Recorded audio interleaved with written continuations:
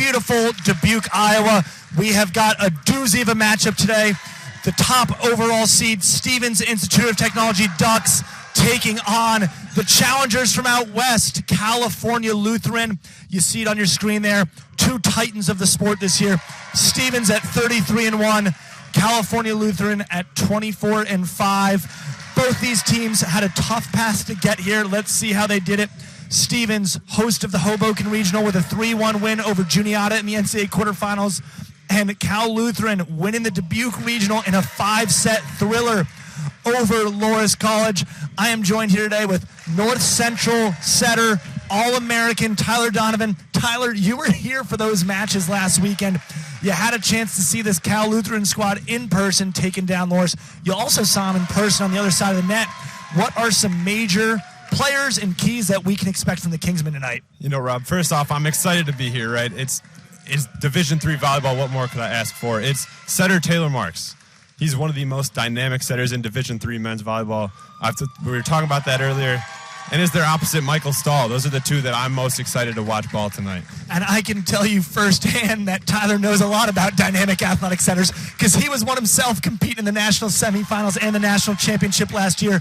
We heard Taylor Marks, we heard Michael Stahl, two of their three AVC All-Americans. That third one is outside, Jordan Cooper, a transfer from Division I LIU, and he will have his hands full with some of these Stevens Ducks, a 33-1 regular season record. Winners of 30 consecutive matches coming into tonight. They're looking for their third title in program history, and more importantly, their second straight. These guys have lost 2 matches in the last 70 they have taken on the floor. It is just an unbelievable culture and attention to detail that Coach Buring has brought to Stevens Ducks. You know, we talk about titans of the sport. Those guys are across from some Titanic buildings in New York City. And Tyler, you had the chance to cross paths with this exact starting lineup in the national championship. They all came back for a 5th year. They did, and you said 2 matches they've lost in the last 70-some. I don't expect that to slow down anytime soon, especially when you return all 7 starters. Yeah, as head coach at Misericordia University, I get a heavy dose of Stevens Tech during the year, and they can come at you from so many different angles. You mentioned setter Taylor Marks. I'm going to toss it to setter Loudon Moran. He might not have some of the numbers of the other setters. Coach Buring uses him with some interesting substitution strategies during the year, but he runs a crisp offense. The Ducks hit .337 this year, and he's got one of the most impressive individual awards you can have, the most outstanding player of last year's national championship. So what helps set Loudon apart from some of the other setters in the country, Tyler? It's his trust in the hitters. They have a lot of time put in the gym. You can tell. I'm not there personally, but, man, being on the other side of that net, it's unspoken trust. They know exactly where each other are going. I think I would trust my middles a lot more, too, if they both touched over 12 feet. I think those guys are going to be major X factors. Connor Fulner, the 5th year, hit a blistering .581 on the season. He doesn't get enough swings to qualify for the national leaderboards, but if he did, he would be leading that mark by over 100 points. It's unbelievable. There's no stopping him. Last year, he beat us in the championship with the power tips left and right, but he's got it all. He's got it all. And for as talented as Connor is, he's actually the less physical of the 2 middles. You'll see 6'7" middle and sophomore Tyler Hoke. That kid's got to be touching 12.3 or 12.4. Most people want to be swinging at the top of the antenna. He's swinging over the top of the antenna. I really expect that they'll have him matched up with Boris Haruk from California Lutheran, and they're going to try to use Tyler's massive reach to limit Baruch's size, because a lot of 7-foot middles aren't used to being hit over top of. Especially when you're out from CLU and you're playing all different kinds of teams on all different kinds of trips. You see a little bit of everybody, but Hoke's one they haven't seen yet. And we'll be able to talk about it more later, but Tyler just alluded to it. Cal Lutheran, during the banquet speech last night, said that they got on their 7th flight of the season to come back to Loras 3 days after they left to participate in the national championship. I want to trade Southwest frequent flyer miles with those guys. It's got to be free at this point. Yeah, shout out to Riker Lynn. He said, I think he might own some stock in Southwest at this point. With how much they fly, he should. It's smart. That's smart of him. It's a good investment strategy there. Based on where we've got teams starting, it'll be Cal Lutheran back to serve. That is Ben Weber. So we've got a rotation 2 start for the Kingsmen. Looks like they're trying to get Jordan Cooper in the front row as quickly as possible. And you will see Stevens in row 5 with Fulner and Lancey in the front row. Lancey receives a serve from Weber. Gets a high ball from Moran over top of the block. Dug by Weber. Marks in transition. Back to Stahl. Swings high. Blows up Sherman. Bickford all the way. Can't get quite the touch. And the Kingsmen are on the board first. It's the combination of All-Americans right there. First play, they go to it. They got to get it off on a hot start. And, folks, if you haven't watched a lot of Division III men's volleyballs here, you're going to hear the benches all night long. CLU, a legendary bench. Those guys are going to be involved from start to finish, and Stevens is no slouch over there themselves. Knuckles receives the serve this time. Back to Sherman. Sherman misses just wide on the D ball. And one thing about this Stevens attack, they stay balanced all year long, but the national championship time comes around, and you see that Kobe Sherman volume tick up and up and up. You do. It happened last year. It'll happen again this year. Lancia, best pass they've had so far. Moran involved on offense. Taylor Marks is the center you expect to see personal offense, but Moran establishing himself as a threat early. He is, and the Kingsmen haven't seen a ton of offensive setters on the other side, and Loudon Moran typically isn't one of those, but hey, if he turns it up here tonight and does that, they're in a good seat. You weren't on attacking on him during your regular season matchup too much? Did my best. Must have been taking it easy. Logan Marks receives. Taylor tosses out to Cooper. Cooper high off the hands. Lancey gets a touch, but hits the net outside the antenna. That's out of bounds. And for the first time tonight, we get to mention the brother connection. Logan Marks, libero, delivering to Taylor Marks, center. We do. It's one of those that, I can't imagine. I hope that they have a really fun time playing together. That's what I'll say. I think they do. And Logan Marks transitioning to the libero spot after playing right side last year. Not a typical transition you see. And there we see the big reach of Tyler Hoke. You can call me Rob Stradamus. They've got him matched up on Boris, and Hoke goes right over the top there. He does. Horick on the Kingsmen side is a big blocker, but Hoke's going to have to experiment with his routes a little bit to get around that big block. When we played them in the regular season, we have a 6'7" middle, and Hoke got the first ball of the match, and he said, "Coach, where'd it go?" And we had to hit him with the OT, and he just looked back at me pale-faced. Cooper receives from Moran. Oh, Michael Stahl down the line. What a swing. It comes from the set. It does. It's an excellent pass, an even better set. And then Stahl just beats the block of Lancia down the line. No digging that ball for Knuckles. Marks does a fantastic job. He leaves his hands out in front, holding that middle blocker, and then flips and throws it back and gets Stahl the late block and the one-on-one. Hoke over top, dug by Marks. Moran out to Sherman. Sherman over top. Fires just long. Might have been looking for high hands, and as good of an athlete as Taylor Marks is, his hands weren't that high there. It's not. It was a good swing from Sherman, though. I like the attempt to go high hands, to swing deep. I think that deep third is going to be real important. I'd put some money on it if I could. I bet you Kobe Sherman has not started a single match this year with 2 consecutive errors. No error there for Sherman. Goes sharp cross off the beautiful set from Moran, starting with a pearl of a pass from Percy Bickford. It was, and I remember when Sherman's first attempt on that D-ball that swung just wide, I got flashbacks to last year. His first attempt, the first attempt of the match, was a Sherman error on a D-ball, and then he turned it around, and he's getting all those kills. Maybe that's the recipe for success. He's got to start with one bad one, then settle in. Marks with the saucy flip back. Taylor Marks, take a bow. Now that's where I like to think that maybe he learned that from me when they played us. Maybe. If I can steal one of my favorite quotes, talent borrows and genius steals, but those, of course, aren't my own words. So Taylor's smart to pick up something from the All-American standing next to me. Cooper rips a ball in. Bickford using every inch we've got here in Lillis Court. Another dig for Marks. Out to Weber, powers it through the block. And Tyler, it is all CLU here early on.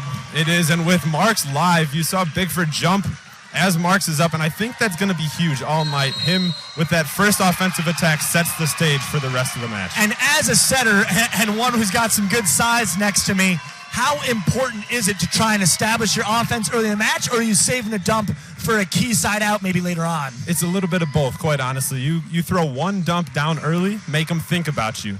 Then they jump with you, they know that you're a key, and they got to get one-on-one matchups, and you can distribute the offense. I used to joke with my middles back in college all the time, like, hey, I'm going to dump the first perfect pass early, and you're going to be really upset, but then you're going to be really happy when you've got one-on-ones for the rest of the night. Yeah, last year, Jeremy Cardenas, my biggest hater, every time I dumped the ball, he said, "Send me the ball," as he landed from his jump. Mid-play. I don't know. Jeremy might have a point. That guy was pretty good. He was. And then, So, Tyler, you're in Loud Moran's shoes here. Your go-to guy, currently 1, 2, and 3 to start the match. You need a key side out to right the ship. Are you trusting him and getting back to him, or are you going maybe to get Tyler Hoke involved, who's at a hot start as well? I'd go a little bit more to the middles. I say if we get a good pass, let's go to the middles. If it's off, flick it back to Sherman. Yep, and we just saw head coach Kevin Judd. If I'm him, I'm going back and I'm telling Jordan Cooper, hey, man, do what you do and rip away. For playing against Stevens Tech, it's so important to get those guys out of system. They are so dangerous when the middle's involved. If you can take the middles away in the serve pass game, your life gets a whole lot easier, because the last thing you want to see is Connor Fulner or Tyler Hoke flying through the air getting ready to tee off on you.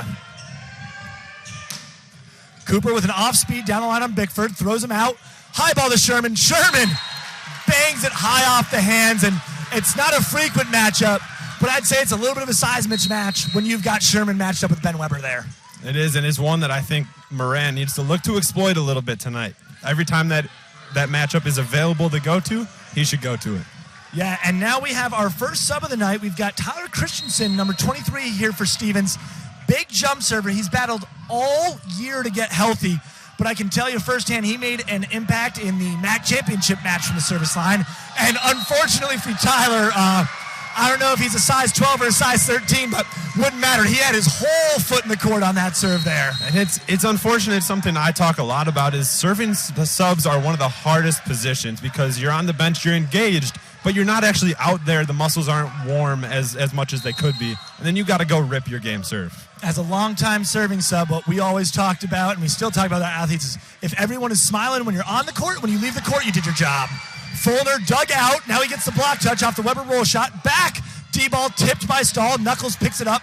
Transition opportunity. Connor Fulner deep in the court, and that is a play that both of us are all too familiar with. Unfortunately so, but that, like I said, that deep third, those deep corner swings are I think, going to be highly effective here tonight. The Stevens offense, so efficient. They rarely run their middles in transition unless it's a perfect dig scenario, and Jesse Knuckles provided that. So if you're Cal Lutheran, you got to find a way to generate swings in transition. Can't tip and roll against the Ducks. Sherman onto Weber, throws him out of system. Tight ball, lefty tipped. Bickford stabs at it. Knuckles keeps it alive. Looks like it stayed in bounds according to our officials. Marks to Wilcox, and Wilcox goes just deep. And our up official, Julie Vogt, is signaling for our line judge to come up. We had one line judge who thought that ball was out. We'll have a little discussion on what he saw. And we see that it did stay in play. Wilcox's swing missed long, so an important transition point for Stevens, and not how you draw it up in practice, Tyler. It's not, but it's one of those things. Just got to play until the whistle blows. That's the mantra of sports, if you will. We have a incredibly deep serve receive set up here for Cal Lutheran. Jordan Cooper is nearly on the end line here. They all take a small step in. Sherman chops it short, marks the pass. Bump set from Taylor goes wide. Knuckles picks it up. Transition opportunity for Bickford, dug out by Stahl. Big to Cooper. Cooper high off the hands. Can't be chased down, and big involvement in the Bick for Jordan Cooper. I think that's a route that they're going to need to look to run. They can establish the middles if they want to, but it's their pins-heavy offense that Cal Lu runs, and if they can get that back row route into the game, it's going to be very helpful. Yeah, and it looked like Moran and Bickford maybe a little bit off-key with what the tempo is supposed to be on that ball, so they'll try to get that sorted out. Taylor Marks trying to go down the line at Bickford, fires just wide. It's a free side out, and I think our first missed serve of the day. Other than the foot fault. Other than the foot fault. Yeah, it doesn't count. No, that doesn't count. Not a miss serve. It was in play. We should have just played it, let's be honest. We should have. And now we've got Percy Bickford at the line. Percy, one of the most interesting stat lines of the year. 5 aces and only 19 service errors. It's a good ratio. I don't think if I locked some of my players in the gym overnight, they could get that ratio. Little stack play, out to Stahl. Stahl finds the outsider, Moran's hands. It's a veteran play from the honorable mention All-American. It is, and he's a big power threat on that oppo, on that back pin.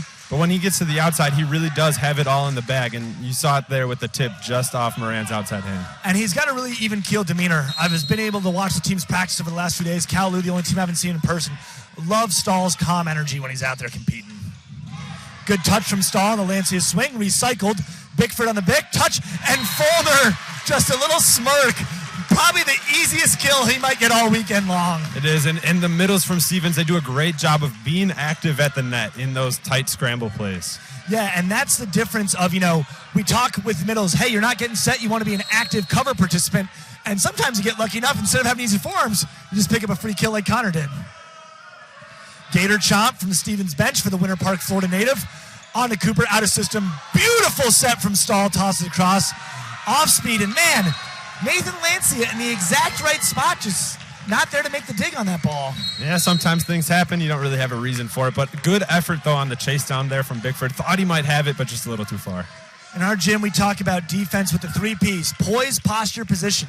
He had poise, or had posture, had position. Not a lot of poise as he had to make that overhand touch there.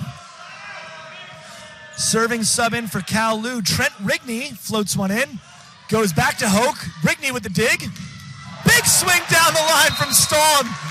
Fans, you can't take that one home with you. We're going to need that back down on the floor. Yeah, that's one of my favorite things about being in the crowd. Ball comes to you, you want to keep it, but you can't. It's a big swing from Stahl, and Knuckles in the right spot that time. Got a touch on it, but just too much power. Knuckles might be shaking a little bit. We saw on No Easy Buckets a Michael Stahl kill end up last week. He had that kid folded in half, so maybe a little bit of nerves there. Lancia, smart high hand swing. And a lot of times when you're a one-on-one as an outside, you want that big bounce, but free hands are free hands. If you're going to use them, you're going to use them. A point's a point. Doesn't matter if it's a bounce ball hard cross or if it's off the high hands. And a different look for Lancia in the postseason than last year. Will the real Nathan Lancia please stand up? I like the cut this year. I think it's a good look for him. Moran, heavy jump serve. Logan Marks toss it high. Taylor reverses the flow.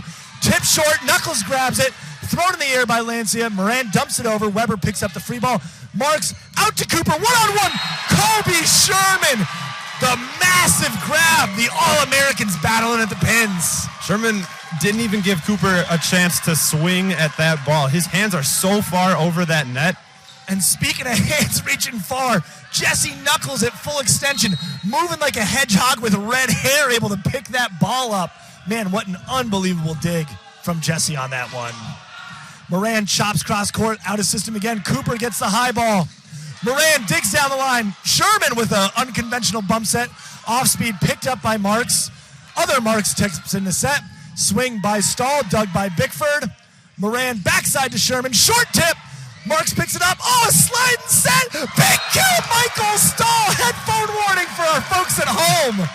Taylor Marks, All-American setter for a reason. Man, and he does such a great job adjusting his body, getting his hand placement, and still the strength to flick it back. I think you're right. He's one of the more impressive physical setters we've seen so far. If I'm there, I'm falling over and using my hands. Oh, bump settings for settings for non-advancers, Tyler. We want winners to use their hands. Oh, Sherman absolutely lost his footing there, and that is a shame. It looked like they had a little inside route trying to take advantage of the undersized blocker in Taylor Marks. I love the call from Moran there. Yeah, it is. It's one of those that it's going to work, but again, the footing just slipped and a little too far. And Coach Buehring taking his second and final timeout of the set here at 14-10. Tyler, what do you think of both timeouts from the Ducks being used so early? It's not something I thought was going to happen. I kind of expected Dan Buehring to wait a little longer, give a little more leeway to his players. But hey, they made it this far. Yeah, and if I'm Coach Buehring, I'm trusting my guys, but you also know yourself. You're a group that's won 30 straight matches, and if this typically isn't what you see, you want to come in and talk about it. And I think because of their success, whether you're looking at their path here from taking down Hiram and Juniata on the way here, or just the success over the past few years, you've got to trust that these guys can play through maybe a 21-23 situation later in the set, but it's about getting to that opportunity right now. It is, and it's early. It is. It's 10-14 in set number one. They have time. Always more time in volleyball, that is for certain. I'd always be the one. I'd sit on the bench. I'd sit in that chair until the clock ran out. I said, I'm getting as much out of my timeout as I can. Tyler, I don't think a Misericordia coach volleyball team has ever been on the floor before the buzzer has gone off. So if any officials are watching at home, I'm not sorry, and it's not changing. We will continue to use our whole time. And there is the aforementioned Dan Buehring, our 2024 AVCA National Coach of the Year. So I probably shouldn't be up here questioning his timeouts methods. Stahl, big jump serve in, on to Knuckles.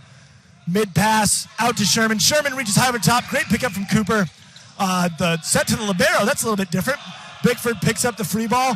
Backside to Lancia. And Lancia, a right side by trade who's transitioned to outside, looking really comfortable finding the outside hand to Cooper there. He does, and when you're a right side by trade, as you said, right, that doesn't leave. You still have that in your game.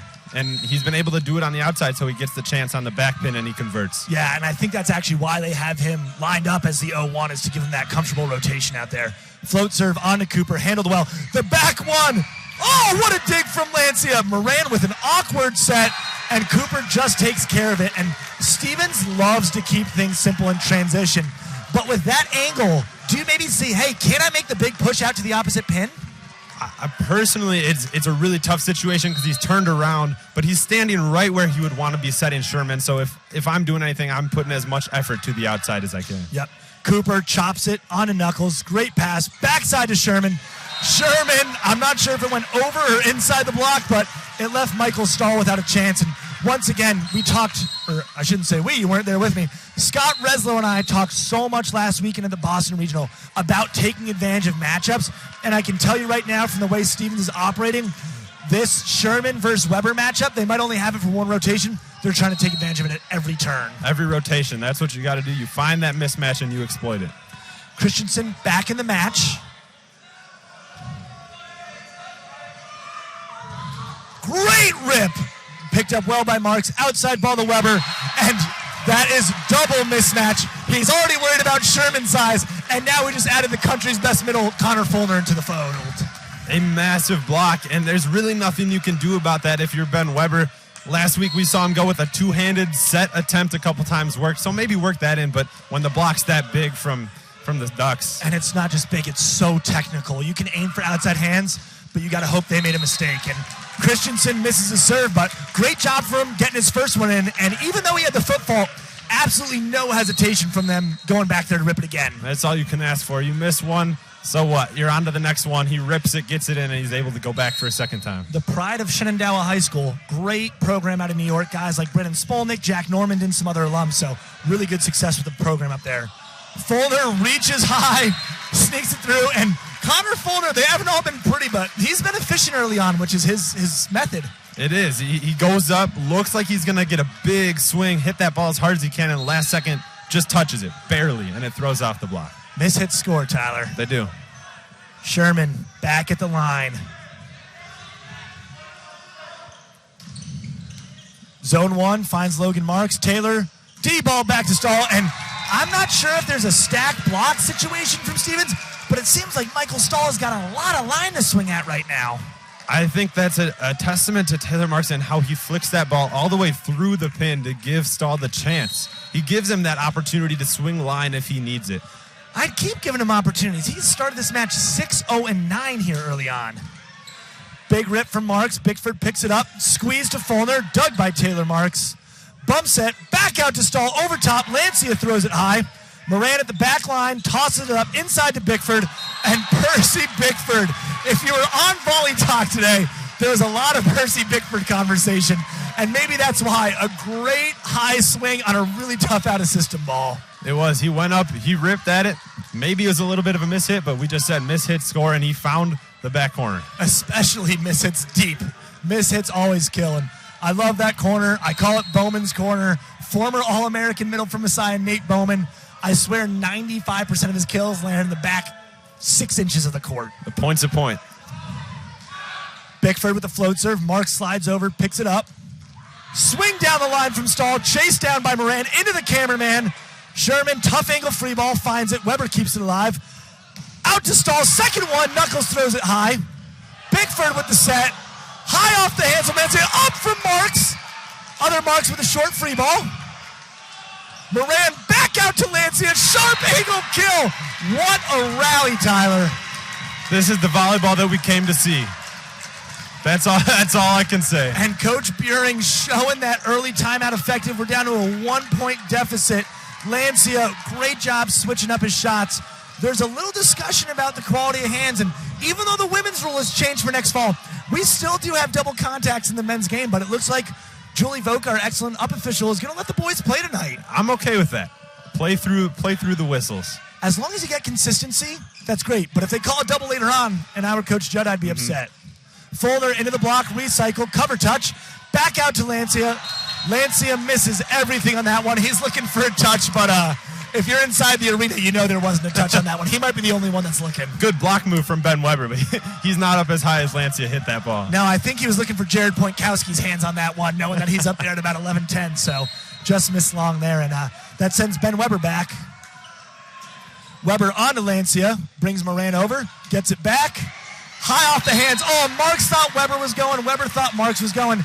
Tough break for the Kingsmen there. It is, but it's Lancia going back to that swing that he just erred on, hitting those high hands, making it work that time. And Tyler, we joke about this in our gym all the time.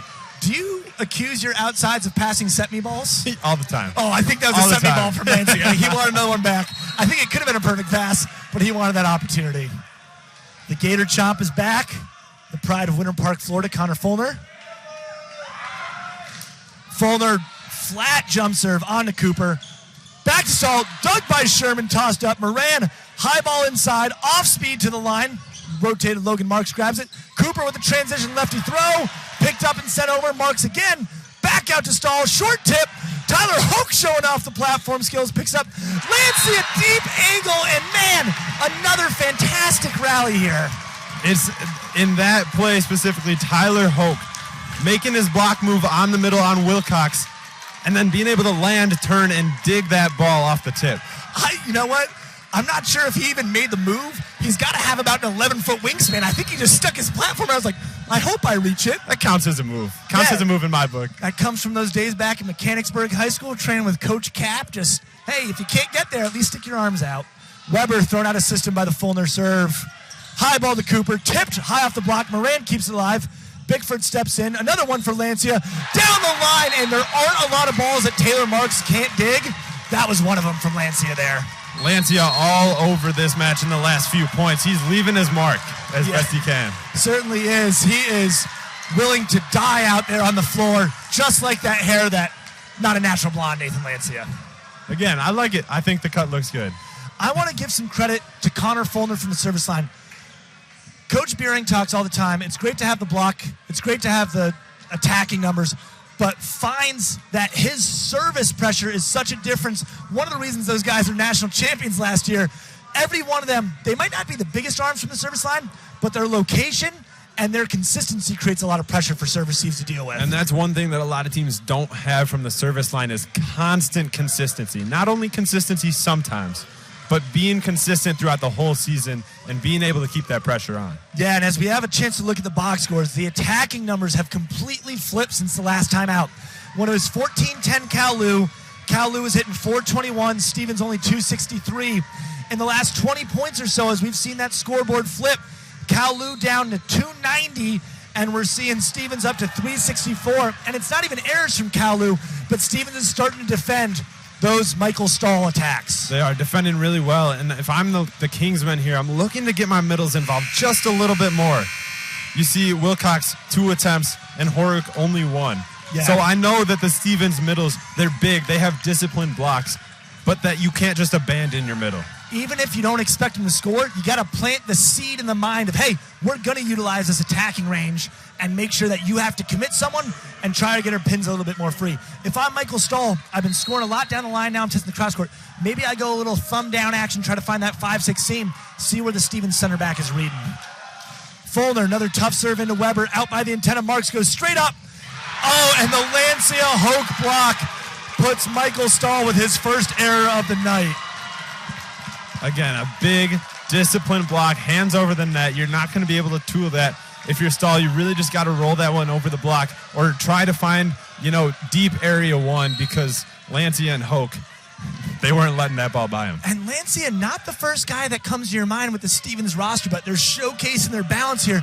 He's been the difference maker during this Stevens run. Marks back to Stahl, and Stahl, if those hands weren't there, one of the Vassar players up in the stands might be on concussion protocol. That was a high, flat swing, and he found a handle on the way, and he might have been lucky too. He did. Maybe he heard you. He went with the thumb down, and he got the kill off the hands. He went thumb down, shoulder down, man down, hand down. He was swinging hard on that one. Float serve into Lancia. Hoke over top. Great touch there from Rigney. Stahl misses the hands that time. And tough spot. You've got your serving sub in. He gets a good ball. He makes a dig. You want to capitalize on that transition opportunity if you're the Kingsmen.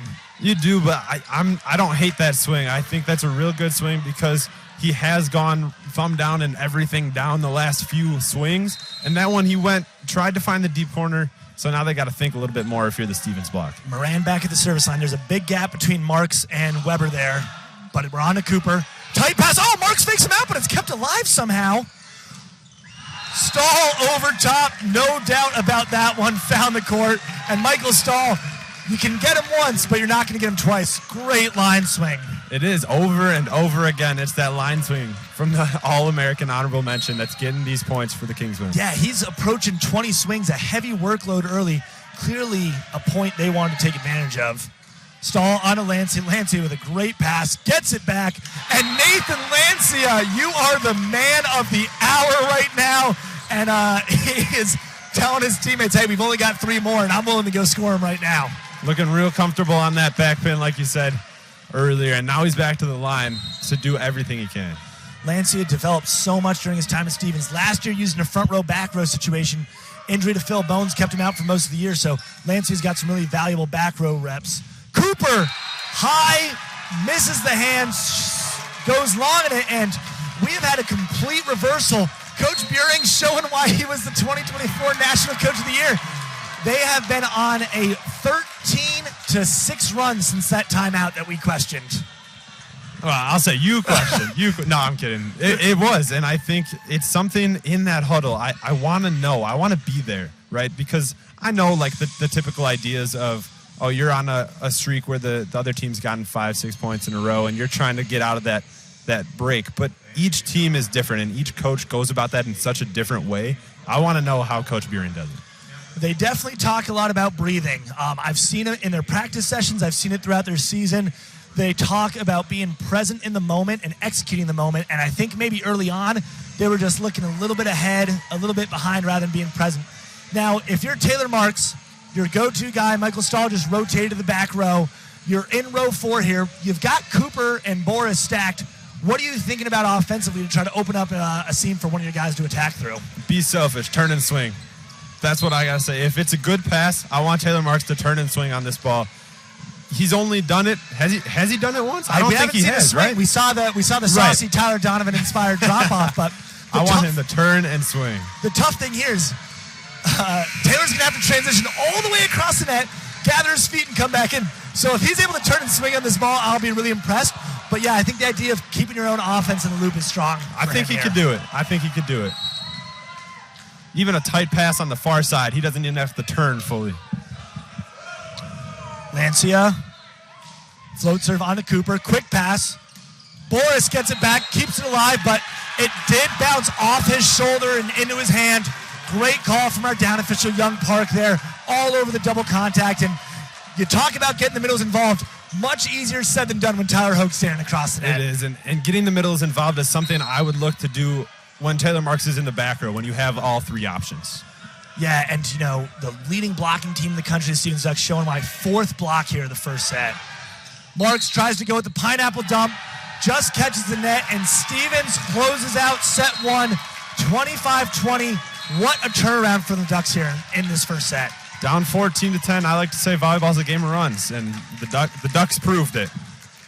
Yeah, and if you're Cal Lutheran, you're starting. These new Little Caesars Crazy Puffs are fun size. And perfect on the go. Did you hear that, Buttercup? We can go anywhere. It's packed with cheese and pepperoni. Yeehaw! Be free, Buttercup. Be free. Enjoy delicious Little Caesars Crazy Puffs on the go for just $3.99. Pizza, pizza. Before this fire, must be smoke. Before I'm dead, I gotta go.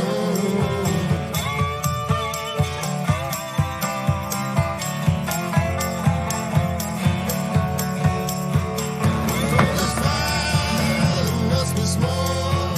Before I'm gone, I gotta go.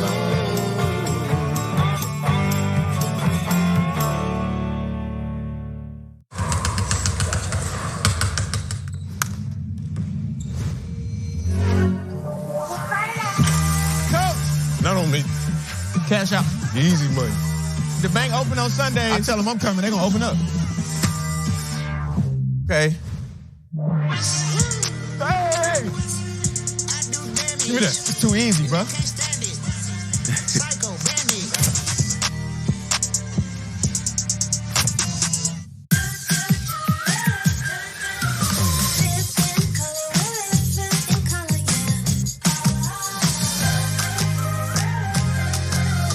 Bring color to life with the very best paint. Only at Sherwin-Williams. Sweetie. That tickles. Not tonight. When spiders show up, so do we. Terminix it.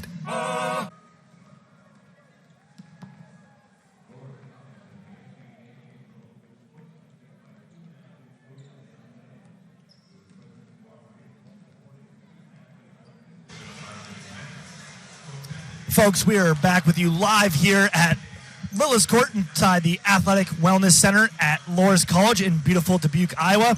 I'm Rob Wingert, head coach of men's volleyball at Misericordia University, joined by North Central soon-to-be alumnus. Soon-to-be. Soon-to-be. Still got a week of college. Hold on to that. Tyler Donovan. And Tyler, we had the chance to talk a little bit between sets here off the camera.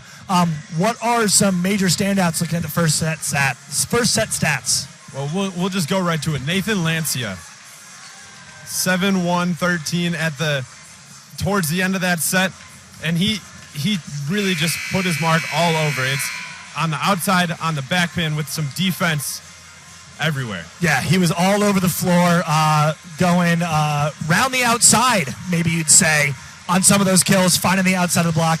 Here are those first set stats: 371 to 158. Stevens out hitting CLU and 4 blocks to none. A pretty clean set of volleyball, only 3 service errors overall. Strange for the men's game for certain. And Stevens scoring 20 of their 25 points, going out and earning them 16 kills and 4 blocks. If you're scoring 20 points a set, you can expect to win that set. Definitely, there's no question about that. And the Kingsmen, 8 hitting errors in set number 1. That's unlike them. That's why their hitting percentage was so low that we saw there. It's not something that they're used to. They're up hitting 300, 400 through set 1. So I'm interested, I'm intrigued to see how they turn it around. And a lot of those errors coming late in the set. And now we've got an even bigger chess match. We have Kobe Sherman and Jordan Cooper matched up for all 3 rotations. And the first ace of the match, Loud Moran, last year's most outstanding player, showing off his outstanding lefty jump serve. And it is. He starts all the way on that sideline. He can hit it line. He can cut it all the way back. You just got to react. And it's so tough if you don't have it in your own gym to simulate it. Backup setter for the Kingsmen, Grant Hughes, has been serving this exact ball for a couple days, but just different coming off of Loudon's hand. And speaking of exploding off the hand, Tyler Hoke puts that one away, and you'll see the Stevens bench breaking out the hokey pokey over there for the Mechanicsburg native. It's the serve from Moran. It's another overpass. I count it as an ace in my book because it's a free kill for your teammate. Yeah, maybe we can get Moran the assist in the official stat sheet. Cooper, much better pass. Back to Stahl. Stahl tries to go off speed. Lancia with the solo block, 5th of the match for Stevens. And, Lancia continues to have the hot hand early on. He does. And if I'm Stahl there, it's a solo block, one-on-one. And I don't know if the tip was the right choice there. I'm sure he probably saw something that I didn't from up here, but I want him to swing. Gotta take swings at this level. Into the seam, Marks handles it. Back to Cooper. Cooper sneaks it just underneath the block for a side out, and it looks like the Stevens bench is confused. They didn't realize that ball snuck through. It looked like Sherman and Hoke were also confused, looking at each other like, did that ball land on our side? That's the tough thing. When you're pressing at about 9, 6, 10 feet, there's some room to score underneath, and Cooper drops the elbow slot really intelligently there. Knuckles to Moran, and Hoke over top of the block. And Tyler Hoke is letting people know that he has developed an offensive game of much higher efficiency in the past year. Oh, 100%. Last year, our main focus was him as a blocker. And now he's proving all the improvements that he's made over the last year. Third kill, and just the threat of him getting the ball offensively frees up those pins so much. Lancia floats down to Cooper. Marks back out to Cooper. High push over the block, dug by Lancia. Moran, short back set, back to Sherman. Sherman high off the block. And Tyler, this is the Ducks squad and start I'm familiar with. 5-1, they're getting you on all fronts. And sometimes it's not even what you're doing. It's just everything they execute is so clean, so crisp, so efficient. They're not going to make mistakes on their side. It is, and that's a benchmark to success. Clean, disciplined volleyball. Lancia back at the service line. Again, this one finds Weber. Marks backside to Stahl. Stahl, big swing. Scooped by Moran. Tight ball. No one home. Dug by Marks. High ball to Cooper. Cooper high off the hands. Lancia tosses it high. We have a miscommunication. Knuckles just sends it over. Stahl picks up the free ball. Marks out to Cooper. Cooper with a chop down the line. Dug by Moran. Knuckles steps in. High ball to Sherman. Sherman blocked but covered by Bickford. Kept alive by Moran. High ball to Bickford. Chop down. Marks digs it over. Keeps it in. Moran has to take first ball. Knuckles backside tight.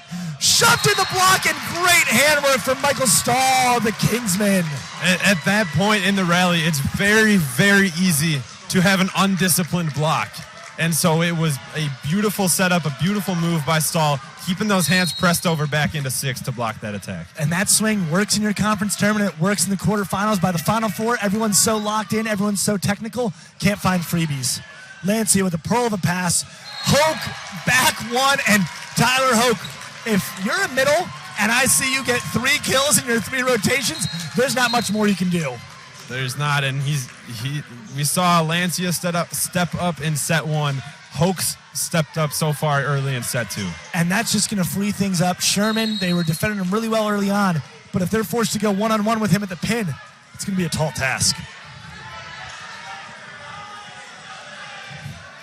Christensen, big jump serve. Oh, and he finds the ace, Tyler Christensen. Tyler, you said that the serving sub's one of the hardest jobs. He comes out and he gets the ace. Proving me wrong. I like it. And just the confidence standpoint in that young man to not just foot fault, but to foot fault pretty badly under first ball, but then come back and get an ace. Love that he's got that belief in himself to do his job. That's one of the most important things when you're back there at the service line. Another huge rip. Marks off 10. Cooper! Oh, we saw some off speeds and some conservative angles. There was nothing conservative about that swing from Jordan Cooper. Not at all. That was a beautiful, sharp wrist away, 4-4, whatever you want to call it. He did that, and he earned it. And he combined it. It wasn't just the wrist. You saw him drop that hip open. He probably could have gone even sharper if he wanted to. Full send from Cooper at the service line. Goes a bit deep. And Stevens in control early here in set 2, leading 8-3 with their most dangerous server, Kobe Sherman, back to the line. Jumping out to big leads. Volleyball is a game of runs. You got to be able to sustain that lead and get your server back to the line for a second time. We saw CLU with almost the exact same lead in set 1. We'll see if they're able to battle back. Sherman fires that one in the net. CLU will always take that off of his serve. And that sends big, bad Boris Haruk back to the line. Boris not able to maybe have an impact in the match offensively. Let's see if he can get something going from the service line here. Jump serve into the seam. Lancia, great grab. Squeezed to Fulner, covered by Fulner. Back to Bigford, high throw off the block. Touched and delivered well. Oh, Marks with the razzle-dazzle one-hand set. Dug out of system set from Knuckles. Cooper rotates over. And Connor Fulner continues to feast on some untraditional offensive opportunities. Active at the net, individual hands. It's all about being alive when you're up there. Expect the ball to come to you. If you're not ready for that ball, it's going to eat you up. And I like the idea from Taylor Marks trying to pull the block with the swing. But as he said, he hasn't uncorked one yet. So I think he needs to establish that offense before he can expect to pull the block fully. He did get the block to bite a touch, but like you said, if he does it once, that's going to be a full commit. Bickford down the line to Weber. Marks, big to Cooper, dug by Knuckles, net violation on Fulner, and Jordan Cooper starting to heat up, and I love them getting him involved on an in-system ball out of the back row. In-system out of the back row. Again, I mentioned in set one, they went to it, it worked, and then it didn't happen again. So I'm hoping, right, they see it here, it works a second time. Hopefully they can get that into their offense. Especially knowing that he's matched up with Sherman, I think it's really important to give him those offensive opportunities where maybe the block's a little bit more spread or not as physical in front of him as you can typically get on a big opportunity. Marks, cut jump serve, finds Bickford, tossed high, out to Lancia, and Nathan Lancia continues to feast like it's an all-you-can-eat buffet out here in Loris. He did. He found that seam in the block. Wilcox was late on the Kingsman side. Just swung that low seam wide open. And just like the Patriots, the Stevens Ducks talk all the time about do your job. And Lancia, not normally a volume attacker for this squad, stepping up and absolutely carrying the offensive load. Two of the last three missed serves for the Ducks. Uncharacteristic for them, but that sends Ben Weber back to the line. Weber, I think, has switched things up a bit. Is he usually a deep float server like this? Not always. Last weekend we saw a topspin, so. I wonder if they're trying to take advantage of maybe Lancia and server seam, but he's got to get that ball down in the forearms because Lancia takes it comfortably with his hands. Moran's got 5 options there, gets his own offense involved for the kill. Yep. And Moran now goes back to serve, caused so much trouble early on for this Kingsman receive, looking to make another run for the Ducks here. Tight pass. Oh, what a set from Marks. Cooper looking for the touch, but can't find it there. I feel like Taylor Marks could have gotten 2 hands to that ball, but the set he put up wasn't a bad set. So the one-hand set was okay. The idea from Cooper was there, just wide. He hasn't really used that 2-handed attack yet, so mixing it in isn't an awful idea. Juniata legend and Team Freedom setter Matt Elias used to tell me all the time, Rob, if you can set a ball with one hand, you can set a ball with 2 hands. So, Matt, you're much better than me, but one-hand sets look cool, and they get you on Instagram. Moran fires deep, and that brings back Trent Rigney here for the Kingsmen. His serve hasn't created a lot of pressure, but he's had some great defensive touches, a really important role for a serving sub. It is, and it's one that he's really done well at the past week and a half. Ball in, and there was no touch in that ball. Tyler Hoke stays hot here in this second set, his 4th kill for the Ducks so far. 4, and I'm pretty sure all in set 2, if I'm not mistaken. It's coming alive at the right time, certain players stepping up. And Haruk actually guessed right. He was reaching left, but against guys of his size, we tell our middles, you can't just reach. You got to take that step, and you got to fully commit to an angle and hope that you just guessed right. Out of system, Cooper gets a high ball, and Cooper is swinging angry out there for the Kingsmen. Looked like, Haruk might have gotten in the way of his pass a little, had a low pass. Marks chucked it up. Cooper wanted the point to end. And we've seen a big change here. Jordan Cooper getting a lot more volume. I want to see him find the balance between feeding Stahl and feeding Cooper. Keep that block off their toes. And, man, Tyler Hoke, I'm running out of things to say about this young man. He's tall, and he's good at volleyball. And if you want to have another ego check, he's probably smarter than both of us are, too. Oh, guaranteed. Guaranteed. I'm not sure what kind of engineer he is, but it's definitely tougher than sports management from my world. It's definitely tougher than journalism here. So, yeah, we're broadcasting. Yeah, he's playing. Yeah, he could probably get up here and do this just as well as we could too. Christensen back at the line. Another huge rip. Logan Marks, tight pass. Taylor up there to battle for it, and he's in the front row. I would have loved to see him be more aggressive on that ball. Yeah, it almost looked like he was ready to set the ball, but then didn't decide that he was going to attack until the last second. And it's one of those things, if you're going to attack, if you're going to be offensive, you don't have to decide early, but it helps because you know and you have confidence in yourself to really pull that off. Yeah, and he's so dynamic as an athlete. He's got all those different options. Even if you think the block's committed, I've seen Taylor swing sharper than the block. I've seen him turn, push it in, and swipe, and it looks like he just wanted to let that ball sneak through on its own.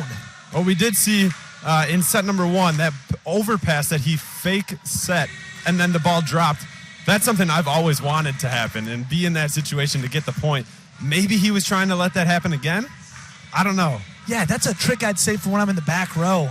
But, Right. man, this Stevens offense, you got Connor Fulner, 8 kills, Kobe Sherman, 6, and Lancia, 4. Those guys have been hot here to start. And if you're Coach Judd, you had the early lead in set 1. Stevens has a lead now. You've got the free media timeout.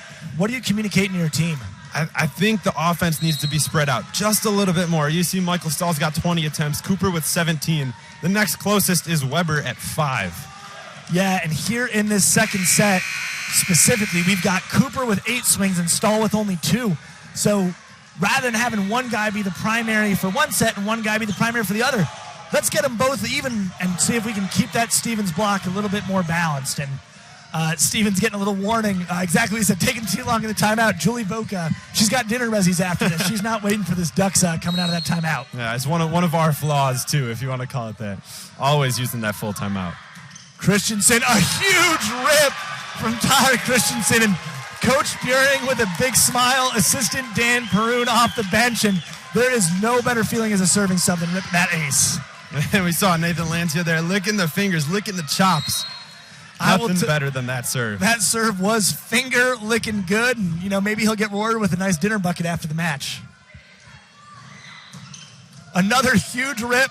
Marks gets to it. D-ball to Stahl. High swing. Moran throws it 35 feet, and Christensen with a pretty solid set. Bickford chooses to free ball. Marks back one, and big Boris Baruch puts it away off the block. Now, we don't see a ton of, middles running behind in men's volleyball. That's just not something that's a huge part of the game.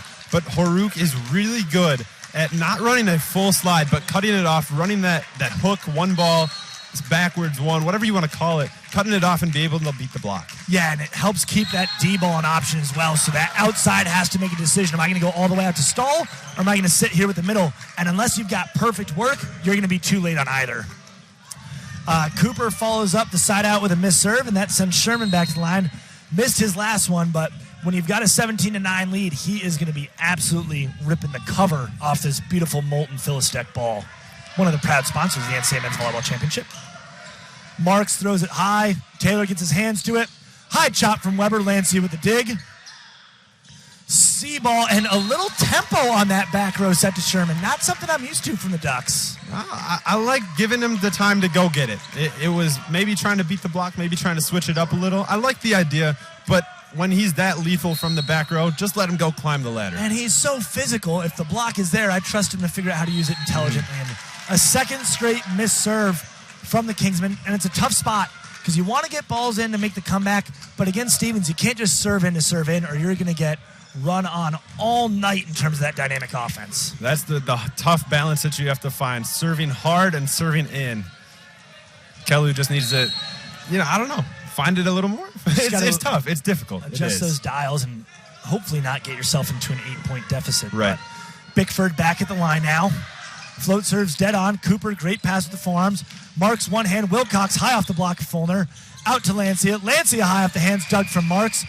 Marks out to Weber. Weber high lefty throw. Dug by Sherman. Moran with the offense. Stahl gets the touch, but sends it over towards our NCAA committee at the table. And Stevens is rolling, and they are attacking from all over right now. I really like that dump from Moran in transition. It's a great timed dump, but maybe it's the setter in me, but when you see him go up with one hand and you know that he's a lefty, you just got to expect the ball to come over right at you. And I think the tough part is, especially as the Cal Lutheran middle, you see Connor Fulner does a great job of relocating in transition. He's not coming for a one ball. He's not coming for a float. He's all the way over in that 3 zone. So you see the Cal Lu middle slide, and once Moran sees that, he's got an open path.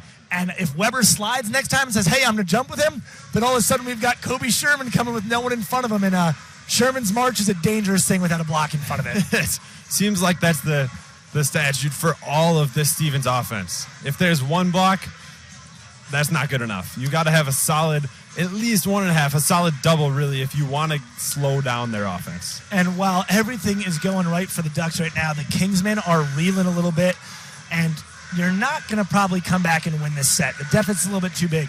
But you want to get something going offensively where you can find yourself in a rhythm, still hitting sub 200. Cooper's had it going this set, but no one else aside from Cooper and Boris with a kill, only 5 for Lutheran in this set.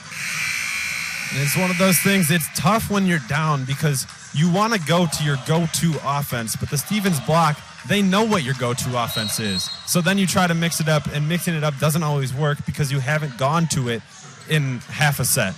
But Parker Brown now being thrown into the mixer, entering the match, the junior middle blocker from San Diego, California. He enters for Wilcox here, so we'll see if Parker can be a spark on offense for Coach Judd's squad.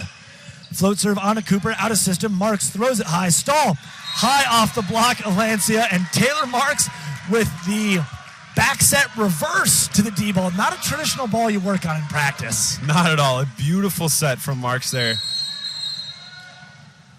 And immediately out of the side out, Coach Buring with the timeout trying to stifle the 1-point run from Cal Lutheran. I mean, it even threw me off a little. I stopped talking for a second because I'm surprised at a timeout. I don't know if there's something he saw specifically that he wants to address with a matchup maybe, or if it really is just that you see Taylor Marks going back to the line, you don't want a run to happen. Knowing Coach Buring, he holds such a standard of excellence and execution in his gym. I wouldn't be shocked if he saw a poor footwork pattern and was like, hey, we're going to talk about it right now. But the last time I questioned the Coach Buring timeout, I was burned by it. So I'm going to say it was an excellent move and one I hope to make myself one day when I'm on the sideline. And folks, speaking of moves, make sure you're not going anywhere. Following this match, we have another stellar matchup. Vassar College taking on the NYU Violets. And if you're curious about what NYU stands for, it's New York University. A third matchup between those two this season and a rematch of the UVC Finals. That'll be at 8:30 Eastern, 7:30 Central, so don't go anywhere. And we're back into action on the court. Stevens promptly back on the floor at the end of this timeout. Cal Lutheran this time, the group taking their time. Sometimes it's as much as an extra breather, right? Sometimes the conversation's over. You just got to get that breath in, and especially when you're getting iced before you even go back to the service line. Yeah, I wonder how effective that icing strategy will be from Coach Buring. Taylor Marks, he's a setter, but he's a well-rounded player, averaging over 2 digs per set. He's got a cannon from the service line. I'm sure he'll be looking to unleash on this one. Chops it wide, and Coach Buring, pleased with himself, gives a nod and smile back to the bench and said, we can't take it back to Hoboken, so I might as well use it. You might as well. It's the first of 20. It's the red zone, and this is where it's extra crucial for the Ducks to keep doing what they've done all night, clean, disciplined volleyball. They have been way more aggressive from the service line in the set, missing a few more balls, but also having the Kingsmen out of system more often. And we see that risk-reward go towards risk there. Fulner finds the top of the tape, but still an 8-point lead, so as long as they side out efficiently, they've got nothing to worry about. So I won't feel bad about the announcer's jinx then? No. Clean volleyball misses the serve. Weber with the deep float. Handled with Bickford. Lancia high off the block, covered by Bickford. Hoke just throws it over top, shallow center back. Great recycle offense from the Ducks there. It was, and it's a little bit with Brown into the game now. Wilcox was 6'6", Brown only 6'4", so he does have a little bit of a height disadvantage there when it comes to getting a block touch on the middles. Maybe Coach Judd can stack those middles in a trench coat and see if they can get vertical enough to bother Hoke. Cooper gets a high ball down the line. Moran high dig. Bickford tosses it out to Lancia. Lancia swings deep angle, dug by Marks. Taylor Marks throws it out. Another high ball for Cooper. And a net violation, Kobe Sherman there. So the dig by Bickford is nullified, and Jordan Cooper continues to show why he was a second-team All-American in his first year in Division III. I really do like that he's swinging aggressively on these balls. We saw early, he went for the off-speed, went for the rolls, and tried to, maybe be a little too cute. But I love that he's using the power. If the Ducks dig it, they dig it, and it keeps going. But it's better than an error. He certainly has stayed much more aggressive in set two. Trent Rigney, float serve on Lancia's Farms. Perfect pass. Inside route. Great eye work from Stahl to get his hands on it. Sherman high ball and fires just long. And Michael Stahl, maybe not the same impact as a attacker in this set, but has had some really nice block work. And I'll tell you, that is one of the best feelings when you see their outside come in for an inside ball. You make the right footwork and you get a really solid block on that. Feels good. Yep. Knuckles handles the serve from Rigney. Goes to Hoke. High hands. Hoke tosses it back over after the block. And a third try. Tyler Hoke, if you give him 3 tries, he's going to score. Third time's a charm. It's staying active at the net. I've said it like 3 times already. And the middles are just so good at that from the Ducks. They get these quick, low overpasses, and they just put the ball down. And even just the ability for him to elevate that well 3 times and quick, a little bit of Super Mario Sunshine activating that double jump. Doesn't even need a flood to help him out there. Cooper, great pass. Marks, back to Stahl, high off Bickford. Moran with the dig. Knuckles steps in. High ball to Sherman. Sherman, oh, what an angle from Kobe Sherman. I don't know if he could have hit it any more sharp cross. I mean, I know there's always more cross. But a beautiful set from Knuckles. He had anywhere he wanted to go on that court. You only have 6 guys. You can only defend so much space. And if he's going to attack that space, you've just got to give it up. And we've got a sub for the Kingsmen. Jake Tucker enters the match. And he is replacing Michael Stahl. Looks like he might have had a little ankle turn. He's tying his shoe over on the bench. Cooper gets it back after the pass. Flat swing, dug by Lancia. And Dan Ames, get out of the way. Let Loudon make that set. I kind of wanted to see Loudon jump the table. And I know Dan couldn't make that set, so maybe if at least he had tried to shoot a ball up, I'd be a little bit more forgiving. But what an aggressive flat swing from Cooper there. Tucker enters a float serve, and Stevens just so in system. They are pumping the middle at every opportunity right now. And a good swing there from Hoke, especially going right back at Tucker. First defensive point of the game tonight. And it was too much. And it's so tough when Hoke is mixing in those power dunks and the swings. As a wingback, you don't know, should I stay high? Should I get some depth? And he's just roping them in and doping them back out deeper after that. Christensen looking for his second ace of the night. Absolute rip. And since that football, he has maximized every inch. He is right up on that line. Hey, it's not a football until you step on it. So I like the way he's going hard. I like the aggressiveness. If you're only leaving 2 inches, Division III legend and my former assistant Ian Kapp would say, I think you've got more room. Yeah, 2 inches or 2 inches. Cooper, big serve onto Knuckles, toss tight but in system. And Folder gets the kill, but what a pass from Jesse Knuckles. A beautiful high set, or a high pass, excuse me, and then a good set from Moran to handle the high pass, a tight one to bring it off the net for his middle. And Stevens takes a 2-0 lead, looking to head back to the national championship for the 2nd consecutive year. We will be back to you with the 3rd set in just a bit. Don't go anywhere.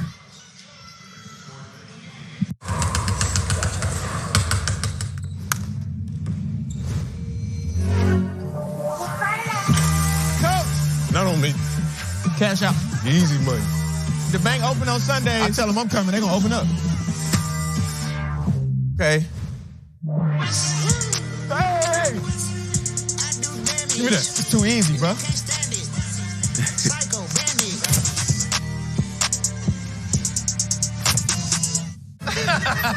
These new Little Caesars Crazy Puffs are fun size. And perfect on the go. Did you hear that, Buttercup? We can go anywhere. It's packed with cheese and pepperoni. Yeehaw! Be free, Buttercup. Be free. Enjoy delicious Little Caesars Crazy Puffs on the go for just $3.99. Pizza, pizza. Before this fire, there must be smoke. Before I'm dead, I gotta go.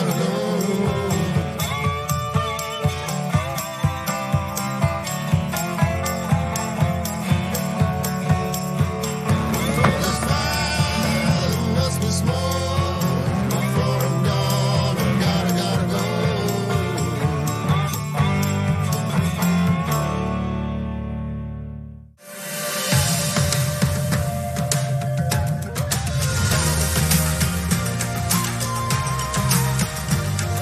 Bring color to life with the very best paint, only at Sherwin-Williams.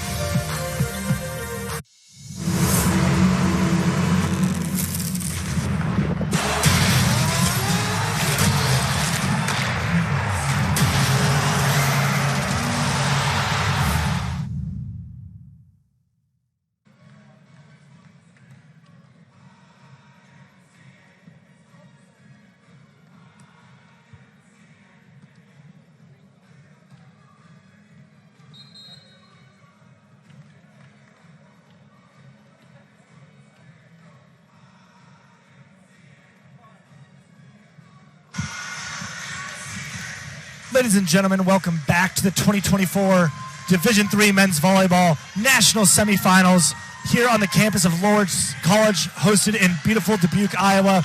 We have the Stevens Ducks, the national champions, reigning, leading 2-0 over the California Lutheran Kingsmen. That has not affected this Kingsman energy. Their fans are all in it. We're looking at some stats here. The Ducks with 32 kills, hitting a crisp 400. Tyler, how do you slow down this Stevens offense if you're Cal Lutheran? It's a tough task. It really is, and it's something we couldn't do last year. And if the Kingsmen, if they find an answer, let us know, because I'd like to go back in time to be able to figure it out. There are a lot of teams who have squared off with the Ducks in these past 2 years, and not many have found the answer. Only lost this year to the Wentworth of Institute of Technology Leopards, who clipped them early in January back at MIT. But since then, the Ducks have been rolling 30 consecutive wins, and now Cal Lutheran has to be able to take 3 consecutive sets from them, something I'm not sure anyone has been able to do in a long time against Stevens. It's a tough task, but if anybody's going to do it, it's the Kingsmen. They have that fight in them. They're not going to go quiet.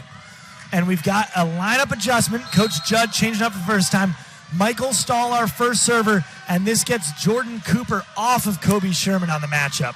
Stahl, tough jump serve overpass. Cooper handles it. Boris into the block of Hoke, and Tyler Hoke, he was unstoppable in set 2, picks up right where he left off in set 3. He was, and it's a solo block. It's a good choice by Marks. It's just Horick right into the block, and it's a massive disciplined block, pressing over it. You've said it. Can't beat that. And if you're Horick, you just got to kind of find ways around it. Maybe a little bit of movement, get yourself behind the setter again into that 3 zone, but running straight into Tyler Hoke's a bad idea. Weber, pass to Marks. Marks out to Cooper. Cooper down the line. Moran with a great dig. Knuckles bump set to Bickford. Bickford throws over top. One-hand dig from Stahl. Back to Cooper again, and Jordan Cooper. High flat swing, high off the hands. He was the most consistent source of offense for the Kingsmen in set 2. It was the second-team All-American, doing it for the Kingsmen, leading with 11 kills already on the night. And a rosy swing for the Roseville, California native. He will now head back to the service line. Huge rip and an ace for Cooper. The first time they have been able to penetrate the serve receive of the Ducks all night long. And that's a good sign for the Kingsmen. Earlier last week when they were here out in Dubuque for the regionals, they got off to really hot starts in each set, and that set them up for success. So if they can do that tonight, that'd be a good comeback. Another big rip. Knuckles throws it. 9 off. Moran goes backside. Kobe Sherman going a little bit of Drake. OT. Never much love when you go OT. Ben Weber's a great player, but he's not breathing the same air as Kobe Sherman. Kobe Sherman just over the block. Not much you can do about that. A really, really great swing. And some fancy footwork from there. He was flirting with that center line a little bit. Trying to keep it on the tiptoes. You said Drake, maybe a little bit of Michael Jackson out there. He is looking like a bad man out there. Tyler Christensen back again. Huge rip to the overpass. Bickford, puts it away. Last week at the Boston Regional, I gave a lot of love to serving sub Nick Martin from Nichols College. He was an energy guy, put in great balls. Tyler Christensen, after that football, has been a major impact on this match. He really has, and it's not just the service line, too. He's got 3 digs, and he's really doing it all for the Ducks off the bench. Christensen rips another in. Great pass from Cooper. Out to Weber, into the hands. Good recycle. Marks, double pull, gets it. Boris keeps it alive. High chop, and if you're going high over the block against Stevens, you got to go higher than that. You got to go higher. They're up there, and they're going to throw it right back in your face if you give them a chance. It reminds me, I called the Pottstown finals in 2013, and Aaron Russell was playing that summer, and they were playing against Hudson and Mark Burek. Mark Burek got a high line call from Hudson Bates. He shot it, and Aaron Russell grabbed it, and they had to call higher line when Russell was blocking. Member of the U.S. national team now, Aaron Russell. Bick to Cooper. He drops it in the center, picked up by Bickford. Sherman high off the block. Cooper makes the transition dig. Marks backside to Stahl. Nobody home, and that's what they needed. They established the middle a little bit with Boris. Nobody home on that D-ball for Stahl. And nobody home for any hitter. is a bad thing, but especially when it's Michael Stahl. The only hitter I've seen struggle with no blocks, John Martin, Stevenson University alum, would score better with 6 hands in his face than none, so we would never get him the no block looks, but Michael Stahl able to take care of business there. Bickford, high ball, tempo squeeze to Fulner. Great high ball from Marks. Weber chops down the line, dug by Fulner. Bickford with the out-of-system set high off the block, Stahl digs. Marks back out to Weber. Weber chops deep angle and some great transition offense from CLU there. It was actually a really smart shot as Knuckles, the libero for the Ducks, stepped up, was going to take that real sharp cross. Weber saw it, just hit the roll shot and found the deep corner. And we talked about Taylor Marks before the match. He is such an incredible athlete. The foot speed for him to get underneath every ball and get his shoulders squared, really impressive. Bickford down the line, dug by Stahl. Short free ball to Sherman. Transition opportunity out to Bickford. Oh, Percy Bickford. That ball has a family. It does. Through the floor. Percy Bickford. And there's one block. It's a one-on-one. You don't need an angle like that, but still tags the tee even though he's in that situation. Hey, if you can do it, why not? I guess he just wanted to look cool, and he certainly did. Sherman at the line. Jump serve finds the center of the net, and CLU holding their footing here early on. So important after the second set was such a challenge for them.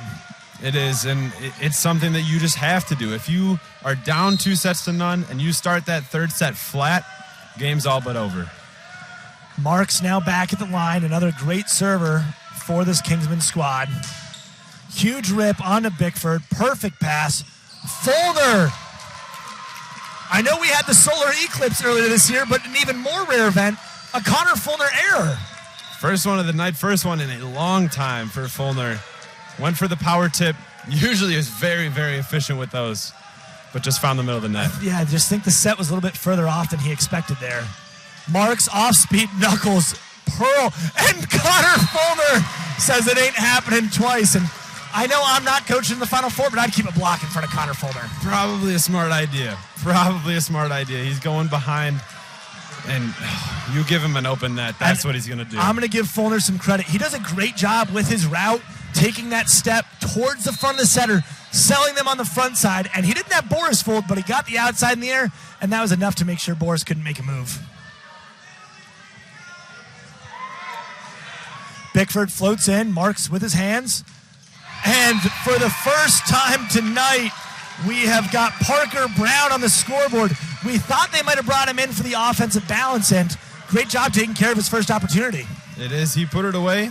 Unfortunately, something Wilcox wasn't doing out of the middle. Stepped up, and he put the ball away. Weber's float serve finds the net, but that's one of the things about the teams at this level who've reached the stage. They've got so much depth. They're comfortable making some changes and being able to say, hey, we can go to the M3. We can go to the second right side. And Parker's showing that with his offensive output there. Fulner back at the line.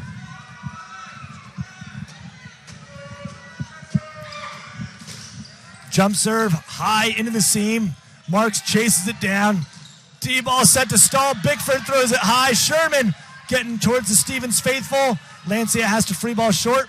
Parker picks it up. Outside to Cooper, and Jordan Cooper tucks it down, neutral body. That's a very impressive swing. It was a great block setup from the Ducks. They just weren't out far enough. If he had tried to go anywhere else with that swing, it would have been roof, but Cooper, he saw the block, said, I know what to do. I'm going to put this ball through the floor across my body. He might as well have told that ball night-night the way he tucked it in there. And Rigney serves out to Lancia, and Michael Stahl gets Lancia back, the big one-on-one block. Great improvement in the Kingsman blocking from Michael Stahl since the first set. It is, and Stahl, he's a big body, and he's up there. He knows how to do it. It's just been Lancia getting the best of him so far, but that time, it's Stahl that's showing, yep, I can block you. And it looked like a late dive in the seam. I love that move when you're one-on-one. Lancia tosses it high. They're on the Moran dump, but recycled from Knuckles. Back to Hoke, and oh my gosh, a second solar eclipse and 5 points. Tyler Hoke with the error. One of the reasons that the Ducks have been so good, not only tonight but all season, is because they earned their points, earning 20 of 25 points in both of the first 2 sets, not making many errors, but then 2 errors out of their middles. Lancia caught high, backside, Sherman, D-ball. Oh, and you can't ask for a better swing location than that from Kobe Sherman.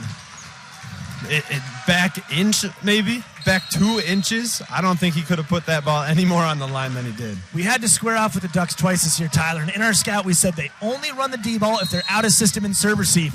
But when it gets to April, that changes, and they were more than comfortable running him on in-system stuff. Reverse flow from Marks to Stahl, and not just the location, but Mark's ability to get that ball there with tempo, so impressive. It is installed. It looked like maybe he was a little wide, took one step inside, tried to cut it back, and used the block of Lancia very effectively. I think it's fair to say that's the Intuit TurboTax tempo set of the match from Taylor Marks there. Scraped by Hoke, dug out by Marks. Cooper, oh, and that's Hiller Heno inspired right there. Fakes the swing and brings them both up. It's one of those things. He was doing that efficiently in the regionals, in the Sweet 16 and the Elite 8, both games. He'd use that two-hand throw, earning points constantly. Hasn't done it a ton tonight, but he was able to do one there. As a coach, I hate that play when it doesn't work. Me but too. Hey, when you do it, great choice. I love the off-speed. If it scores, it's all you. If it's an error, why would you ever think to do that? Stahl fires in the center of the net there, and that sends Lancia back. But Cal Lutheran with their biggest lead since they were up 14-10 in set 1. So a great start for them here in set 3. Yeah, we know what happened at 14-10, so we'll see what happens this time. Cooper handles the serve. Marks, back D-ball, tipped, no one home. Oh, Knuckles, wrong angle on the pancake. And you want to eat pancakes for breakfast, but you don't want to be eating pancakes during the match. You don't, but he was so early. Knuckles read that ball so well that he was early on the pancake. He probably could have gotten there, got the feet there, and ran through it. He's made enough good digs tonight. We can't fault him too much. Cooper, big serve onto Knuckles. Backside to Sherman, and man, they wanted to get Sherman matched up with Cooper less. And then the bad part is that means Ben Weber's got to be blocking Sherman in the front row. Kobe Sherman, very unstoppable.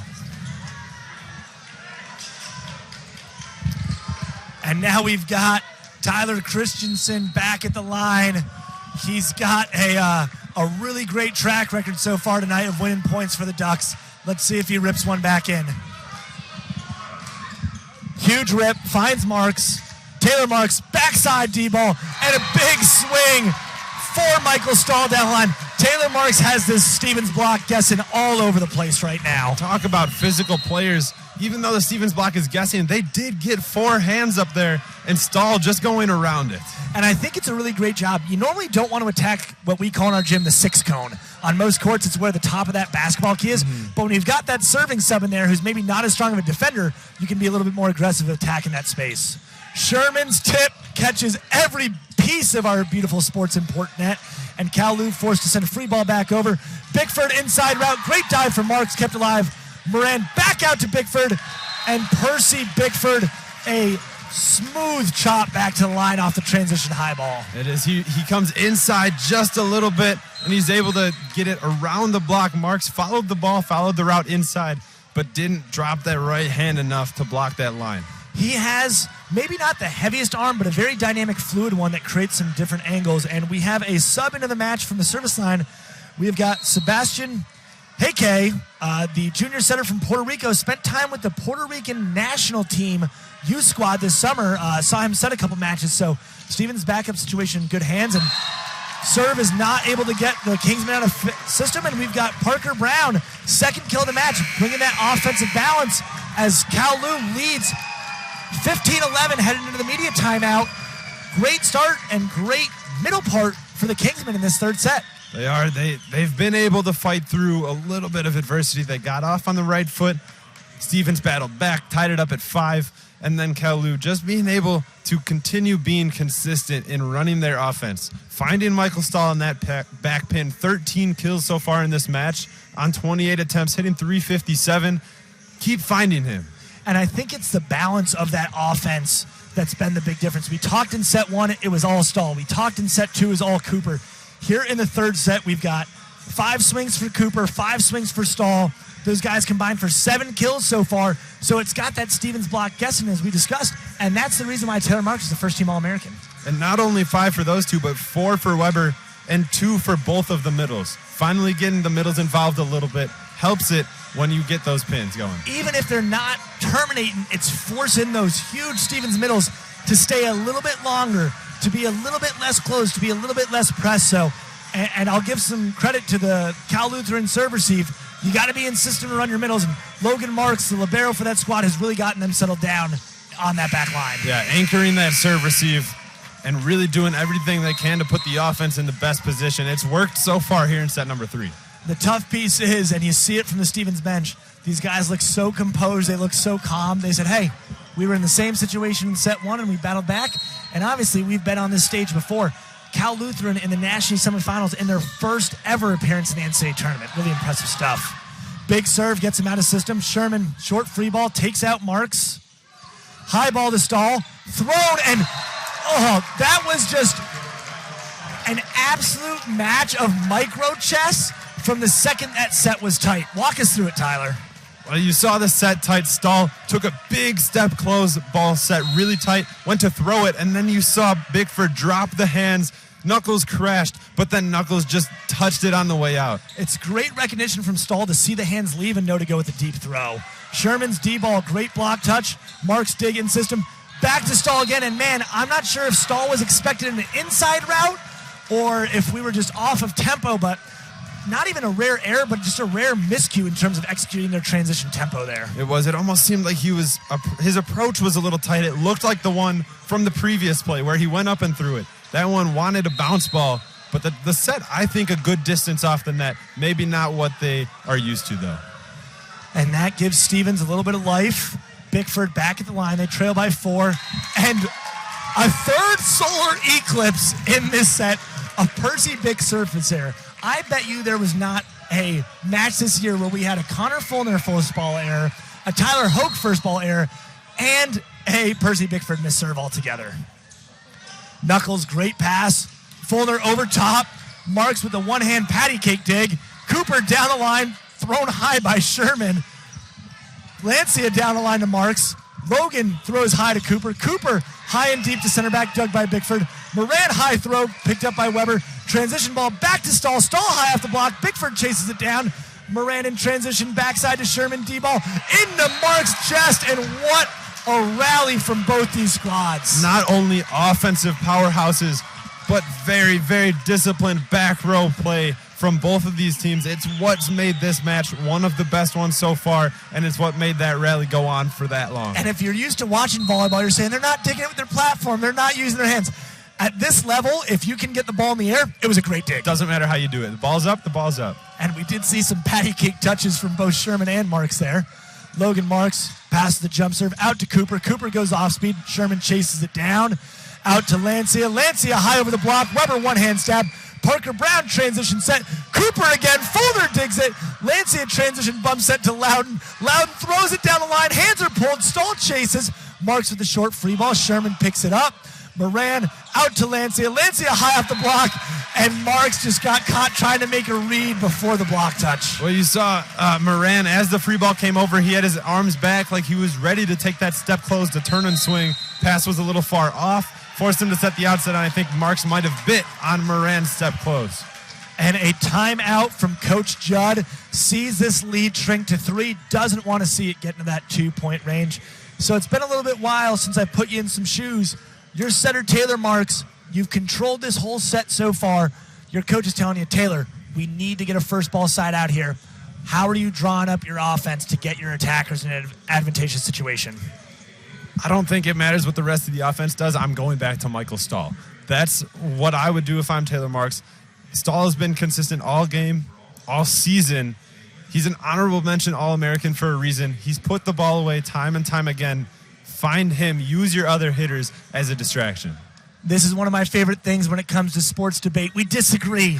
So I'm looking at the matchup and I'm saying, man, I've got Jordan Cooper against Loud Moran.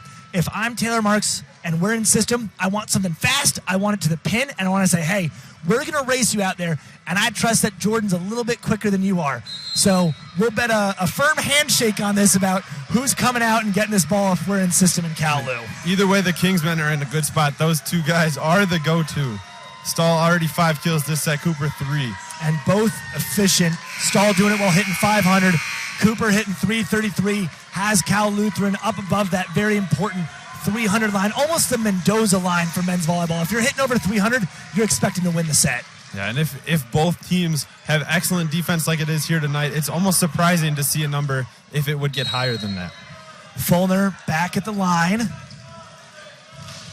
Jump serve onto Marks.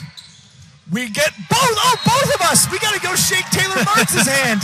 Goes to Parker Brown, now 3-0-3. A real change of pace for the Kingsmen in this set. I really like that choice. The reason that worked is because of the fact that both of us thought probably the same thing that the Stevens bench was thinking. This is going to Stahl or it's going to Cooper. Blockers are ready to attack there, and then it goes in the middle, and it's an easy kill. Speaking of go-to hitters, Sherman dug out by Taylor Marks. Tough free ball pass goes back to Sherman, and he doesn't care. He is just going to keep banging away on that ball. 5th kill of the set here for Kobe Sherman. His 10th on the night, too, and I feel it feels like he has a lot more than 10 kills. It's just the threat. You know, people talk about Stephen Curry, the gravitational pull he brings to the basketball court. Same thing with Kobe Sherman. You're just always worried about him no matter where he is on the floor. Moran jump serve onto Weber. Fantastic pass. Out to Cooper. Knuckles digs. Moran backside to Sherman. Sherman finds a hole in the block for a side out, and he is inevitable. Through the block. It's not even a bad block. Horuk just a little bit late getting there, but you can't be a little bit late getting there when you're in the Final Four. He finds the hole, he finds the seam, and he paints the back corner. And Sherman is a little bit like Thanos from the Marvel Cinematic Universe. He looks at Cal Lutheran and says, look where it brings you. Back to me. Tight set. Oh, what a play from Jordan Cooper. Marks picks up the free ball from Stevens, and Stahl off the head of Lancia, and Stahl wins the point, but that point belongs to Jordan Cooper. It does. That play is really difficult to control your body when you're ready to approach, and you got to take not even a full approach, but more than that. Get to the net, throw up a really solid block, and not touch the net. It is a difficult play to say the least, and he pulled it off. Stahl back to the line, tough serve, finds Knuckles high. Moran off court, sets high chop. Stahl makes the dig. Out to Cooper. Cooper high off the block. Sherman stabs at it. Bickford chases it down. And oh man, what an effort from the Stevens squad there. But Jordan Cooper going in, Riker Lynn letting them know they can't find where that ball was at. Jordan Cooper doing it for the Kingsmen, doing what he does best, hitting that ball hard. Great effort, though, there on the side of the Ducks. Yeah, they even took out a couple of our beautiful spec seats out there. Got a great Loris purple on those, and a timeout for Coach Buring's squad as Cal Lutheran first to the red zone, leading this one 20-16. They are, and I think that's a huge benchmark. They were down big at this point in sets 1 and 2. And to be up here in set number 3 not only exemplifies what they've done in set 3 so far, but what they can do going forward. And we mentioned it quickly before the start of the third set. Cal Lutheran has traveled all year long, and their fans do such a tremendous job of traveling out here to support them. I think I see a couple of Cal Lu's women's volleyball student athletes here. An impressive trip. They're about 2,400 miles from Dubuque, and even though things didn't go great in that second set, the energy they've been able to get from the Kingsmen faithful has helped sustain them in this third set. It is, and that's one of the things that last week when I was here and the Dubuque fans were here for Loris, right? It showed up, and Cal Lu battled through that. So being able to battle through a different team and their fans with the support of your own is a huge thing for the Kingsmen. And Tyler, I wasn't invited to prom a lot when I was in high school, but I was taught one lesson if I was ever lucky enough to go. Dance with the ones who brought you. And Taylor Marks has done just that. 10 kills from Cooper and Stahl here. Let them say, hey, if we're going down, I'm going down setting my All-Americans. And that has proven to be the recipe for success for them here in set 3. Speechless. It is. It's successful so far in set 3. I'm hoping that they can do this so that this match goes 4, and I want to see more volleyball. Volleyball is my favorite, so I would like to see more as well. We have got Michael Stahl back at the service line again. Rip goes just deep, but you can serve aggressive at this point in the match. You got a 3-point lead. You still have Cooper in the front row. It's a great one to be dangerous in. And Nathan Lancia, not one of the servers who's given the Kingsmen a bunch of trouble tonight. That's true. And now with Marks in the front row, it'd be tough for him to turn his swing here, but I'd like to see him be offensive, maybe in transition. Cooper's pass high off 10. D-ball out to Stahl, and Stahl just sneaks it through off the edge of that Percy Bickford block. And Michael Stahl, maybe it's this half of the court he really likes. It could be. It could be. So far, very, very, very successful. He likes having the sight line with first-team All-American Corey Mayotte. I see him rocking some nice powder blue up there. I guess he's taking the offseason to explore some new colors away from that purple.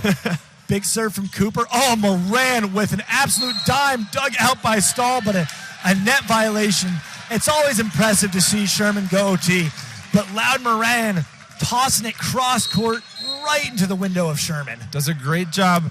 Block check, locate the ball, block check again, and then reverse the flow, put your hitters in a really good spot. Yeah, just an absolute veteran presence. Anytime Loud Moran would do something good in our match, my team would just yell at him to graduate already. And I'm sure he's going to graduate into a really great opportunity, but everyone who isn't a fan of the Stevens Ducks will be happy to see that guy out of Division III volleyball. He is so good. Little floor maintenance there as Tyler Christensen returns as a serving sub, looking to shrink the 3-point deficit the Ducks face.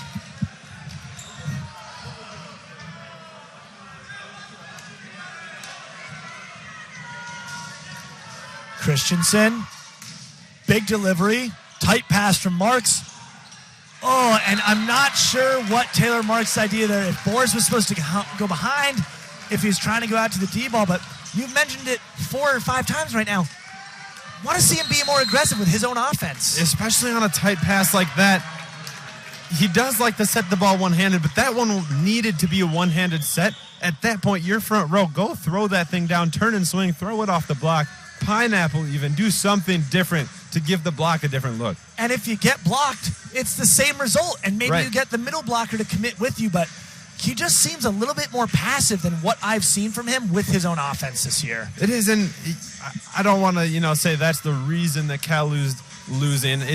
There's a lot of different things, and there's a big part that is the offensive distribution. A lot of Stahl and Cooper going to the All-Americans is good, but when you do it over and over and over again, it can be difficult to give the block a different look. So Marks being offensive is a different look that can really be successful for the Kingsmen. Especially in a rotation where your 2 All-Americans are both in the back row. He's got Weber and Haruk up there with him, not the most offensive guys in this match. So if you're not going to go to the Bick or the D-ball, then you want to maybe find your own offense and catch Stevens off guard. He attacked 1 or 2 early in this match, and if you can't run that Bick here, I want to see him do it again. Both teams retake the floor. Tyler Christensen serving what I would say is probably the most important point of his career to this point, as they're looking to close this out in 3 and not extend it to a 4th set. And he is back going through his routine. The deep serve receive setup for the Kingsmen again. 3 feet maybe from the back line. We see a small step up. Christensen fires, Marks with another tight one. He tries to throw it, blocked, recycled. Back to Stahl, dug by Christensen. Moran backside to Sherman, forced over back to the line. Weber picks it up on a spin move. Back to Stahl, trailing, nobody home, but Moran with a great stab dig, tossed high, chopped by Bickford, through Stahl's hands but kept alive. Sherman, or Folder up on the block, Marks tosses it over, back to Sherman, dug by Stahl, but a net violation and a heartbreaker for the Kingsmen on that one. A lot of really good volleyball on that point. And so unfortunate to end in a net violation. A couple through the handball, but then an excellent dig from Stahl to make up for it. And just unfortunate that the point ends on a net violation. And I'd be remiss if I didn't mention it. Phil Bone into the match for the Ducks, for Lancia. Stronger defender, and he's locking down left back for them here. Christensen fires just deep, and great discipline from the CLU service team. It's so easy when the offense isn't going well to think, okay, well, we've got to play every ball because we can't lose this point, but really good awareness of their surroundings there. It was. Watched it go right over his head. I think that's one of the reasons they start so deep, so that they know how close to that line they are. Boris Haruk back at the line. Jump serve finds the center of the net. And this one remains tight in the red zone as Stevens trails by 1, 21-22. Sebastian Heike re-enters. He is a southpaw. They had him float serve last time, but you got another lefty. Loudon Moran's been an effective server. If Sebastian has a jump serve, I'd love to see it here. I think it could be effective, but popping that float in, trusting your disciplined block is also not a bad idea. Float serve goes just deep, and the important word in your sentence, popping it in, is what Sebastian failed on there. So a free side out, and man, if you're CLU, you love to see this. Taylor Marks back in the line, and more importantly, Michael Stahl back in the front row. I just need to stop talking before serves. They'll make their serves then, but Stahl back into the front row is huge for the Kingsmen. And we have a timeout from Coach Buring with Marks back to serve. He did this in set 2 when it went from 10-19 to 11-19 with Marks back to serve, and Marks missed. Volleymetrics has a lot of specific data. I don't think they have serving percentage rates after timeouts. Something to add, maybe, because it worked in set number 2. I could see it work in set number 3 again, but I think Marks has that nice high toss, gives him time to really go get it. But that volleymetrics data doesn't lie sometimes. And I'll tell you what, with all the smart guys on that Stevens bench and in that Stevens campus, they might have their own algorithms that are spitting out things that volleymetrics could never dream of. That would, if Coach Dan Buren was using something like that and earned 2 points in a Final Four matchup, you got to give major props to whoever came up with that. I know Dan Buren pretty well. That would not shock me. Kingsmen, first team back on the floor here. They are looking to keep their season alive for at least one more set. To do so, they only need 2 more points. Stevens about to break their huddle in their 3rd consecutive national semifinals, longest streak of anyone in the country, looking to return to the national championship match for a 2nd consecutive year. And that's one of the huge differences. 3 straight national semifinals, first NCAA tournament appearance for the Kingsmen. Marks back at the line. There's that high toss. Absolute ripper on the knuckles, but a great pass. Backside to Sherman. No one home. Oh, and Kobe Sherman. He's got the Midas touch, but the alchemy has turned, and that one looks a little bit more like lead than gold. If you're CLU, you're going to take any point you can get, any way you can get it, but Kobe Sherman usually so reliable on that D-ball. I see a couple of CLU fans hugging in the stands, and I think it was a relief after that swing.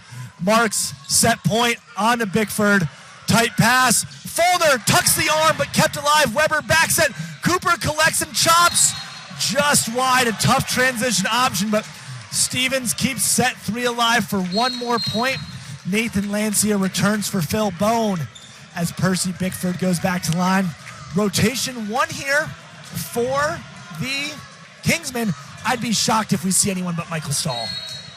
Maybe Jordan Cooper out of the back row could be a surprise, but Stahl's the go-to hitter, and I think if they don't do that, like you said, it'd be surprising. Bickford's float serve. Marks gets his hands on it.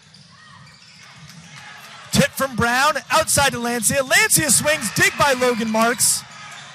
Stahl high off the hands. Oh, it's knocked over by Lancia. Marks again, back row for Cooper. Dug by Knuckles, Moran.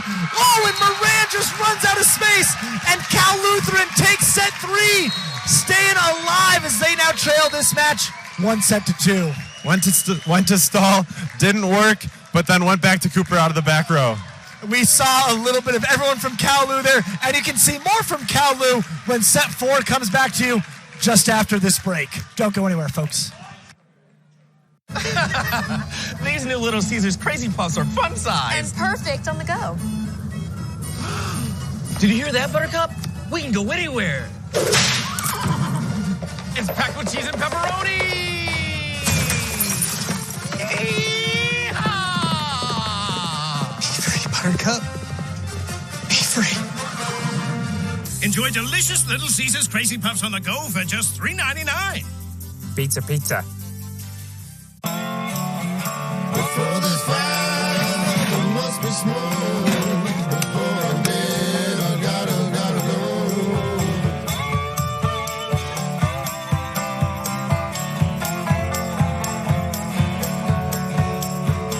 Before this fire, there must be smoke. Before I'm gone, I gotta go.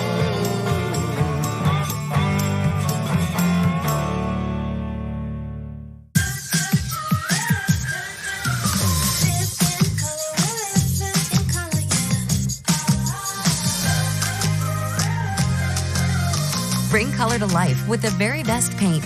Only at Sherwin-Williams. Some of the most brilliant minds in business. No, not you. Or you. You auto-track business income and expenses with QuickBooks. And you pay all your employees easily and accurately. And you have a business bank account with market-leading APY. Get the full picture of your business on one platform, now with expert help when you need it. That's how you business differently.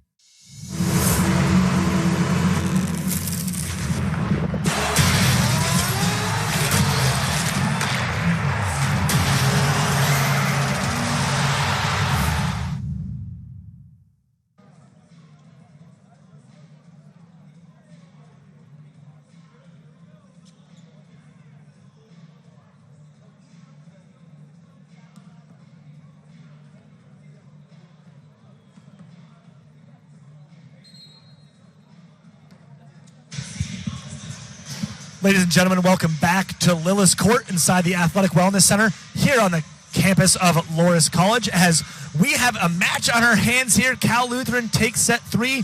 They trail 1-2, and we're starting to see some of those numbers even out. Tyler, looking at the box score, looking at set 3, what stands out to you? It's a lot more kills from Cal Lu, and the Ducks not getting as much production out of their middles in set number 3.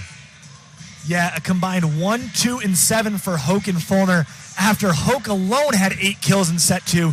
Huge difference, and I'm going to give credit to 2 folks there. The California Lutheran servers bringing way more pressure, and a name that I've said a lot tonight, but I haven't been able to direct it much. Logan Marks has been really good on defense, forcing these middles to take some different looks. He's touched and kept a lot of balls alive. His brother Taylor gets a lot of the publicity, but Logan having a great match himself tonight. He really is, and I like it when the Kingsmen are out of system because the Marks brothers get to switch roles, and it's kind of fun to see how the offense looks different when the other brother is setting. And I love you calling that out. Taylor Marks, one of the most talented and willing right-back defenders. Tyler, I tell my setters all the time, I didn't recruit you to dig volleyballs. I don't care if you do. But Taylor loves taking those balls, averaging over 2 digs per set, and you'll even see him jump as center backs on some of them. Well, as a right back myself, if the ball's got to get up, it's got to get up. I don't care who touches it. Moran, big serve on to Cooper to start the set. Boris behind, thrown into the Lancia block, but kept alive. Weber short free ball. Sherman takes care of it. Hoke takes it, kept alive by Stahl. Outside to Cooper. Cooper into the block, covered by Logan. Now we're high ball to Stahl, dug out by Moran. Hoke with the awkward bump set, thrown over by Sherman. Out to Cooper. Cooper one-on-one, dug by Knuckles. Moran high ball out to Lancia. Lancia chops in the block. Hoke with his second help set of the rally. Lancia sharp angle just misses. And man, if that is a sign of things to come, what a great first point. First point is set 4, not disappointing. Middle sets in transition. Crazy defensive digs from the liberos. Everyone balling out to start out set number 4. And you see the total skill set of these guys. Tyler Hoke comfortable taking a second ball with his hands. We saw some cover action from Boris, just guys filling roles they're not used to. Cooper to the line, kept alive, and Hoke with a third set. The swing missed, and they're probably lucky because not the prettiest set I've seen in my life. It's not called the double, so hey, it's a good set. Tried to look like Taylor Marks from set number 1. Yeah, I don't think his hips are quite as fluid as Taylor's there. And Cooper, hot start. They now are up 2-0, and he's back looking for a third bomb in on Lancia, I bet. Huge rip. Lancia keeps alive. Chased down by Bickford. Sherman free balls. Marks handles. Back one off the hands of Moran, but it doesn't matter. And Boris kill on that tight back one slide route again. It is something that Horick is really good at. They haven't had too many opportunities to run it, but when they have, it's been effective, and they got one there. And I'll tell you what, Cal Lu might not have as many fans here from California, but I think they've made some fans in the NYU Violets who are really cheering him on as Cooper tosses in another tough ball. Insanely tight overpass, thrown over by Hoke, but kept alive. Cooper gets it back and just misses, and tough break for the Kingsmen. Golden opportunity and just fumbled first contact there a bit. It was, and it was a good transition. Big set from Marks, too. Cooper just a little bit too much thumb down, hit it out of bounds, but the Ducks catch a break, and they get their first point of set 4. Lancia back to the line after a couple tough serve receives. Floats on to Marks. Boris misses just wide, and while the error happened there, I want to talk about what Logan Marks is doing in serve receive. We're in rotation 5 for the Kingsmen, and Marks is almost on top of Ben Weber on this float serve saying, hey, unless it's going to hit you, I'm going to play it. Let's Weber get a quick release. Now Marks has to take advantage of that and allow Weber to win that race to the pin against Sherman. Once again, we see Marks jump in front of Weber. Backside to Stahl. Dug over. Awkward attack from Haruk. Back to Bickford. Block touch from Marks. Not enough. And CLU again just not taking advantage of a golden opportunity there. On a silver platter, too. An overpass that just, it's one of those that you just can't tip over. Either you stay down, you set it back to your team and run your transition offense, or you put that ball through the floor. Yeah, I think it might have been a little bit further back than he thought. And now Lancia has us knotted up at 3 apiece. Marks handles again. Out to Weber. High off of hands and a great swing from Ben Weber, taking advantage of the bigger block from Sherman. He did. He's been on the other side of that swing a couple times tonight, so being able to get one himself, good point 4 for the Kingsmen. And we have a substitution. We saw him earlier on the right side, Jake Tucker, and now he enters to serve for Boris Haruk. What do we think Jake's bringing from the line here? Well, this saying that I haven't done my research and watched his serve before. I'm going to go, yeah. Float served earlier. Stevens up high as always. Moran backside to Sherman. Sherman scooped by Cooper. Backside to Stahl. Off the hands and knuckles. Jordan Cooper fired up after that dig. As he should be. A great point for the Kingsmen. And it started all with the serve of Tucker. And the Kingsmen faithful are now switching sides, staying behind their bench, and they are bringing a ton of energy to the squad. Tucker with another float serve, this one on the knuckles. Hoke going for the sharp angle, misses just wide. And you've said it multiple times, volleyball is a game of runs. 3 consecutive 3-point runs as CLU now up 6-3. Another error, too, for Hoke. An unexpected one, unlikely one, and the Kingsmen took advantage. Tucker floats in again, tight ball. Weber takes care of this one, and 7-3 was the same score in the first set. Coach Buehring took a timeout then. He looks as still as a statue over there. I don't think he's taking a timeout. Doesn't seem like it, and that's just his face. And I'm not saying that in a bad way. He's just so stoic. He's trusting his team that's out there to know and play the way they know how to. During Phil Bone's student-athlete speech, he went through a number of phrases that the Ducks use, and they said blue face is one of them. And they told us we had to interpret what they meant. But to me, that means, we've got a cool head. We're not having our emotions right up and down with the moment, and Coach Buehring embodies that quite a bit. Another tight pass. Moran keeps it alive. Hoke throws it over. Marks pulls the block, and Weber, an absolute creativity display there with the hard double hand push off the outside of the block. I love that from Weber. I mentioned earlier, that I don't love the two-handed throw, but when it's a tight one like that and you're tooling the block, being that creative attacker, I love that. And I love that he knows his game. Hey, I'm probably not going to bang a ball here on Sherman, but I might be able to find his outside pinky with this throw as Stevens 1 point later takes the timeout. CLU continues their momentum, leading 8-3 in set 3. Tyler, what's been the differences with CLU in these 2 later sets? It's good serve receive, being able to give Taylor Marks all 3 options, 4 sometimes even, and being able to distribute the ball, including the middles, getting them involved to set up better attacks for their pins, and then getting the Ducks out of system, less opportunity for the Ducks middles to get involved. Yeah, and it hasn't, we saw the run from Cooper with the big jump serve, but Tucker's float serve, while aggressive, is feeding into what Stevens wants. They're getting hand passes off it. They've been able to run the middle, just hasn't been the execution with that middle offense. And if you told them after set 1 and set 2 you're going to be able to run Tyler Hoke more, the Ducks would have taken that 9 times out of 10. 3 attack errors already here in set number 4 for the Ducks. That's almost half of the points for the Kingsmen, and that is unlike Stevens volleyball. Errors on attacks. It's one of the reasons that they did so well in sets number 1 and 2. And I would be shocked if we get a quality pass here, if they don't go back to Sherman, try to take advantage of that mismatch against Weber. I think, you go to where your bread's buttered. Out to Bickford off the mid-pass. And Percy Bickford was putting the CLU coaching staff on alert with that swing. Luckily for them, Jordan Cooper was in the way. It almost looked like he hit a float at the left back, and so I think that might have thrown off Cooper in left back to, expecting the top spin to come right to the platform, but instead it was too high for him. Hard and flat will get the job done. And the Ducks faithful want to be heard here. Tyler Christensen reinserts himself at the line. The Clifton Park native, a junior. Oh, just catches the top of the tape.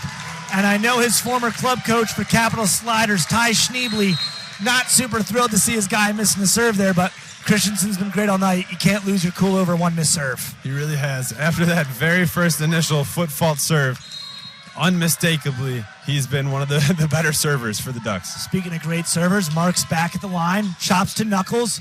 Moran finds Fulner.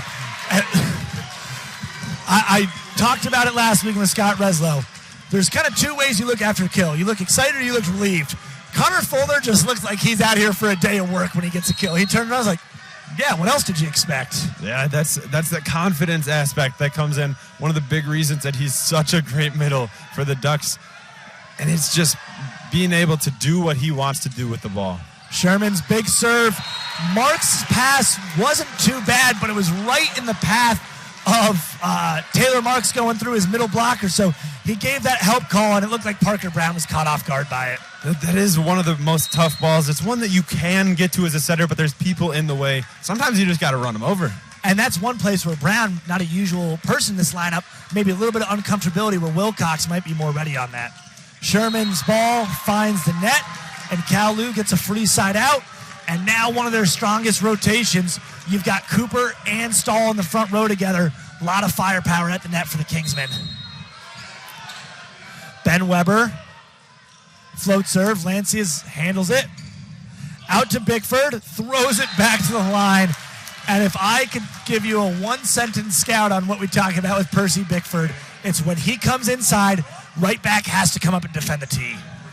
He's so versatile from that outside pin. He can go at it with power, he can tool the block, and then he can do what he just showed right there. Tip that ball right around the block and hit the tee.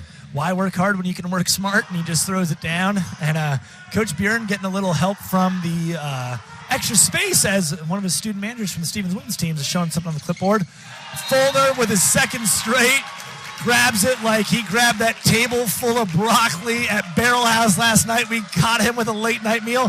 That man has got a body full of fiber after that side of broccoli. Broccoli as a night before pregame meal sounds fantastic. Broccoli equals Blockly as he grabs the solo there. I like that one. And Bickford 8-10. They've cut the deficit in half.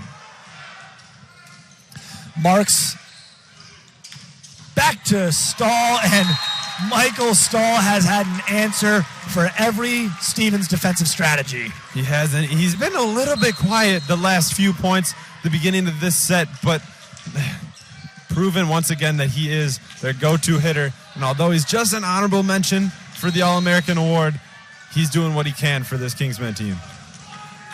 Rigney serves deep, catches Knuckles' platform. Awkward space, and Sherman tosses in the net. And Rigney there does a great job. We talk about it with our float servers all the time. You never want to float serve to hands. You always want to get those balls on the forearms, and Knuckles just not as comfortable using his platform on that serve. It isn't. Even as just a setter who only gets serve-receive reps in practice when I'm goofing around, passing float serves with a hand is so much easier than your platform. Connor Fulner stays backside, puts it away. Shout out to Derek Au, setter at Rutgers Newark, club teammate of Fulner, and he said they used to do that all the time, and Stevens has incorporated it into their offense the past 2 years. Cooper commits with a jump set from Moran, and you're out of blockers then. I'm surprised that the Ducks haven't shown that off a little bit more often. No block there from the Kingsmen, a great kill for Bickford. Anything to get Fulner more swings. Jump serve, tough, but handled well.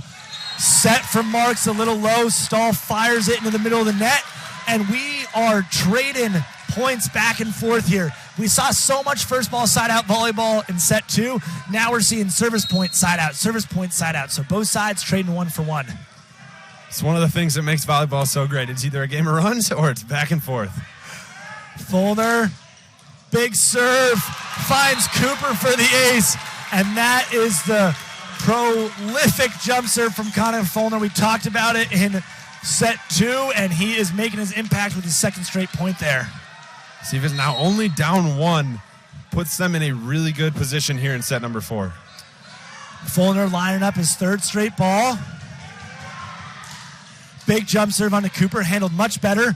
Out to Cooper one-on-one, and Cooper off the hands in the court. Double point for him there. Important side out for the Kingsmen. It is. I really like the good block touch, though, from Moran. Just unfortunate with the middle and left back. Unable to make that move and get the ball, but a really great swing on the outside. Lead official Young Parks stepping in, making sure that all the chatting at the net is going back towards their teammates and not across the way. These guys are fiery athletes competing at the highest level, so sometimes something slips out. Stahl back to serve. Little off-speed chop. Awkward pass for Bickford. Off 10. C-ball for Sherman. Dug out by Stahl. Cooper recycles. Stahl keeps it alive. Marks back set to the outside. Kept alive again by Weber off the block. Out to Cooper for a third. Kept alive, but not well enough, and Loudon Moran with the block on Cooper in transition. Just not enough from the Kingsmen. The block is so disciplined, so great. Loudon Moran, Tyler Hoke just being able to be there consistently every single time with that well-disciplined block. It's so tough that off-speed you want to clear just over top of the block, but you've got to recalibrate it against Stevens go a little bit higher because of that length and discipline. Marks back to Stahl. Stahl's swing falls into the net. Looks like the set died a little bit inside there, and we are officially knotted up at 13. First tie since 3-3. It is. Game to 12. Kingsmen trying to keep their season alive, trying to keep this game alive, and the Ducks looking to put it out of reach. Moran at the line. That nasty left-hand jump serve. Catches Weber, but a perfect pass. Cooper! Sharp cross dug by Knuckles. Weber picks up the free ball in transition. Haruk behind. Airmails it, and that is another error. Puts Stevens into their first lead of this third set, 14-13. And if you're CLU, you got 2 great looks on offense there. It did. That was the look. It was the one. It's just a little bit of a mishit, but now the Ducks are in a really great position back there with the lefty Moran at the service line. Moran rips one in. Weber, another good pass. Back out to Cooper. And Cooper went for that slice off the block, but Sherman's block too technical, too disciplined. Toby Sherman up there, not letting that ball through. He says, no, I will get this point. Outside hand turned in, inside hand flat. Even if you're trying to swipe against it, Sherman's so strong. That outside hand stands firm. Moran, another serve. On to Weber again. C-ball tipped short, just beats the Knuckles pancake attempt. We had the perfect view there. Knuckles was on it, but just a step too slow. And Jesse Knuckles has done a really good job reading some of these off-speed attacks all night. That one just a little bit behind, but again, he's out there doing a really great job, and it's a great choice by Stahl as the set was a little bit low. Cooper back at the line. Jump serve goes just wide. And something I want to note quickly, Cooper was our first server of the match. We're at 16-14. For the first time tonight, through the first rotations, both sides siding out below 50%. It's not something that these teams are, usually doing. Usually they're up there. That's side-out volleyball. They have really strong offenses that start with really strong serve receives. Marks with a strong serve receive himself. Goes out to Weber. Weber misses that swing by 2.25 inches. The size of the NCAA logos allowed on the jerseys, but goes just long, and Stevens takes their biggest lead of the set, 17-14. Are the Kingsmen in trouble here, Tyler? I think they are. There's no way to sugarcoat it. They were up. They had a little bit of a lead. It's been back and forth. They're not out of it. Not by any means are they out of this game, but they are in trouble. They need a point out of this timeout. Get them on a right foot. Don't let that score jump to a 4-point gap. And this is the timeout we saw in set 3 as well. Cooper just served, so both him and Stahl are in the back row. So you've got to get creative about how your offense is running. We're going to call it for the 5th time. Do we see some Taylor Marks offense here? You know, I want to, but I don't know if we will. And Stevens, their offense has not been hard to find. Sherman with 13, Hoke with 9, Lancia with 9 after the start of that first set. We'll take a look at the CLU leaders here in a second. As we mentioned, both those guys just rotated to the back row. So are we going to see a D-ball for Stahl? Are we going to see a big for Cooper? Are we going to see something creative? Cooper leading the match with 19. He's been so prolific. If you're in system, you think you've got to release him for a bic. You would, and we've seen it a couple times tonight. Again, I want more out of the back row. Bic, specifically from the Kingsmen. Stahl on the back pin in the back row has been efficient, and I want to see Cooper be more efficient on the back row. The last time we saw a frequent bic attack in the Midwest in the national semifinals, I was watching Matt Slavinsky from Carthage tee off on ball after ball, so maybe Cooper can find some inspiration. In-system ball, Cooper on the bic, and he finds just inside that back line. Great call from CLU, and great prediction from us, Tyler. I like to think we're smart sometimes. I think we might have sided out once or twice in our life. And great job from Taylor Marks, keeping that contact point super high, allowing that bic to be run fast. I watched you and Jared Moser running a ton last year, and I thought it was a huge advantage with where you were able to contact that ball. Bickford goes for the throw, and this time the Taylor Marks block is too disciplined for the swipe, and now CLU back to within 1. They are, and it's Taylor Marks doing something. He's not known for his blocking, a little bit smaller compared to some other setters, right? But he's up there, and he can do more than just set. Last night at the awards banquet, I introduced him as a 6'3" setter, and there were a lot of groans from the audience about whether that was true or not. We might have to break out the tape measure after the match. I think that might have to happen. I think he might be a little bit smaller than that. Just a bit. Tucker misses his serve after picking up a point. The Stevens lead remains at 2, and our second serving sub re-enters Tyler Christensen in for the Ducks. Let's see if he can take flight on this jump serve. His rip finds the center of the net. Hasn't found that same rhythm here in set 2. And Marks head back. This is as close as it can be if it's not tied. It is, and it's crucial because Stevens needs 7 points. 7 points is what separates them from a chip to back-to-back national championships. Looking for that second straight appearance. Marks chops it to Knuckles. Sherman! Oh, the mismatch turned on its head. Ben Weber with the huge block. Find that on Frog Jump Volleyball later tonight. I love to see that, and that is a huge momentum swing in favor of the Kingsmen as they knotted up at 18. A big block from Ben Weber. Marks, another huge toss. This one finds Lancia. Great pass. Fulner with the throw, dug by Logan. Big to Cooper, dug by Moran. Knuckles going for the help set. Goes a little bit out of control, and CLU back in the lead, up 19-18. Cooper on the bic again. I like to see it. It's been efficient. Maybe they heard us talking. I like to think that. But it's been efficient, and I would like to see them go back to it a little bit more here if they want to try to get to this 25 mark. Another big rip from Marks Lancia with a beautiful pass. Sherman, too sharp, and the Ben Weber block living rent-free in Sherman's head, forcing the error there. And the Stevens bench, for maybe the first time this year, looking a little frantic. Just a little bit, and it's that blue face that you mentioned. They don't look worried, but they're not as excited as they have been. I saw them play 2 5-setters this year. The one against Wentworth early in the season that it dropped, and Marymount at their place rotating in some different lineups. I did not see any sort of animation like this from the bench during that Marymount match. So I think for the first time this year, they're looking at some in-match adversity. Bickford one-on-one high off the hands.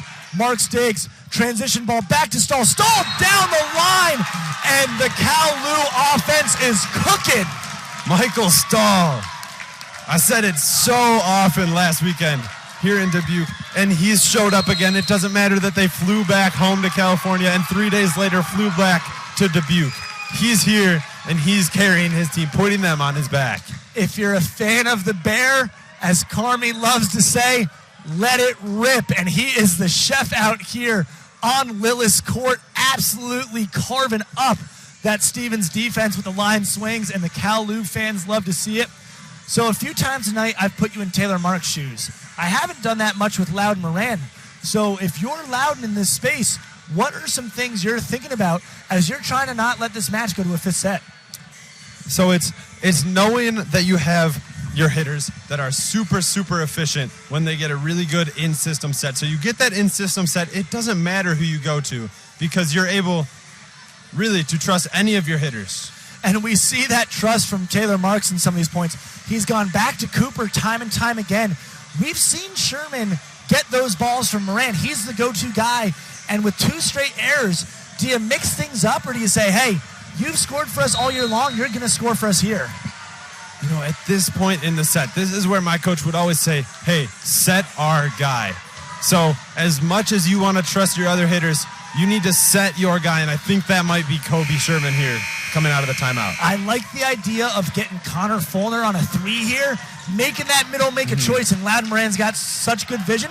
Take advantage of your mismatch, but that's going to require a great pass, and that's tough off this Taylor Marks serve.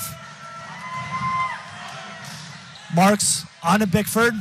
Quality pass out to Bickford, and great use of the block. And if you want to talk about blue head, Percy Bickford's your guy.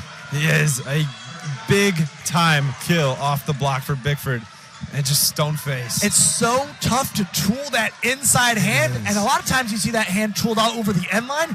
He tooled it back to the sideline, so just precision swinging from Percy Bickford.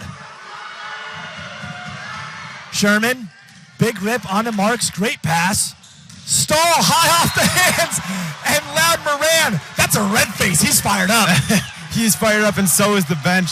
They may have been quiet a couple points ago, but they're back, and they're being loud. And once again, we're back to a 1-point set. CLU leading 21-20. I cannot believe how back and forth this one has been. You know, I kind of expected it coming in tonight, but then the first 2 sets went the way of the Ducks, and I was getting a little bit concerned. Marks caught high, tight pass. Oh, and Parker Brown, the impact sub, finds a kill off a beautiful one-hand set for Marks. And I know there's a discussion happening. Tyler, we have an even better view than Julie Vogt on this ball. In my opinion, Taylor Marks was not over. That was a great set. I think it was clean. I do. I think it may have been very, very tight, but I do not think that ball was fully over. I wish I had a way to talk. Oh! And the commentator's curse strikes the officiating this time. And I know Dan is apologizing for going at Young as hard as he did, but he got his point across, and we're tied at 21. I guess maybe a little bit of the ball was in the plane. Maybe a little bit. We're slightly off center. We're going to get another look at it here. And as I see Marks go up, man, it's so close. And in that sense, I love to let our athletes be athletes, but we have the absolute best officials in the country here, and we've got to trust their judgment. We do. And as much as we thought we have a good view, we do have a good view, but you know, she's right on top of the net. She sees right down that line. Yeah, and our officials have done such a fantastic job all night. We're getting some great shots. Mrs. Sherman fired up as we're knotted up 21 apiece in this 4th set. Tyler, how often in your gym with Coach Exline? Oh, we got one more look at this play. We've got it in slow motion now. Taylor collects his feet. He's getting up off the ground. Oh, man, I really think it was in the plane. I think it was clean. Yeah, but, you know, if I'm Coach Judd, I'm just saying, hey, focus on what we can control. You can't control that. And I was about to ask you, with Coach Exxon, how often do you train late set situations like this in your gym? Very often. It was one of the big things that we focused on, not only last year, but this year as well, is we call it the 7-0 drill. It's one of many late game drills, and it's, you know, you got to get to 15 before the team that's at 7 gets to 15. And Coach Exline, one of the best in the biz. So I can tell you, I'm going to pull up my practice sheets after this and scribble that drill down in as a potential late game situation one. Sherman back in the line, fires in a serve, little out of system, backside for Weber, high off the block. Knuckles picks it up, out to Bickford. Bickford one-on-one, and Ben Weber with a second massive block here in the 4th set. A huge block from Ben Weber. I don't know if I really loved the set choice from Taylor Marks to reverse the flow back to him when you got Stahl on the outside. But Ben Weber says, I don't care. I'll get the point on the block. And so difficult in rotation one, blocking on the opposite pin. Yes. Fantastic work from Weber there. His float serve finds Lancia. Moran out to Bickford. And Percy Bickford.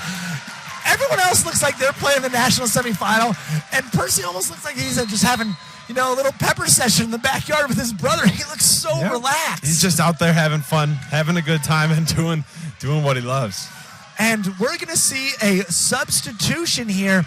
I believe that is Joshua Lewandowski, Louisiana, the pride of the Bayou, coming in to serve for Percy Bickford here. Float serve finds Brown. Backside to Stahl, puts it away. Great set from Taylor Marks. And before we talk about CLU, shout out to Joshua Lewandowski. Has not been on this stage yet. Puts in a serve that finds the middle and almost had CLU sweating, but great pass from Brown as well. It was a great serve from the first year, and then a great pass from the middle, Brown. Like a baseball double play with some unrealistic numbers. Lewandowski to Brown to Marks was not on my bingo card today. It most certainly was not, but CLU will take it as they take the 1-point lead in late. Rigney back in, finds Lancia. Lancia gets it back from Moran. High swing, dug out by Weber. Out to Cooper, high off the hands. Recycled by Cooper. Back to Stahl on the backside. He goes cross court, dug by Bickford. Help set from Knuckles. Forced to free ball. Lancia, Rigney picks it up. Marks out to Cooper. Cooper elevates over the top. And we have set point for Cal Lutheran. Jordan Cooper, take a bow. Great job, Jordan Cooper. He levitated in midair. Just went over the block, but a great job from Trent Rigney, too. Sometimes when you have that serve sub in, the free ball's a question mark. He said, no, I got this. I'm filling in at that libero spot. I'm giving you a perfect free ball. Great job from Rigney. Tough float serve. High and tight.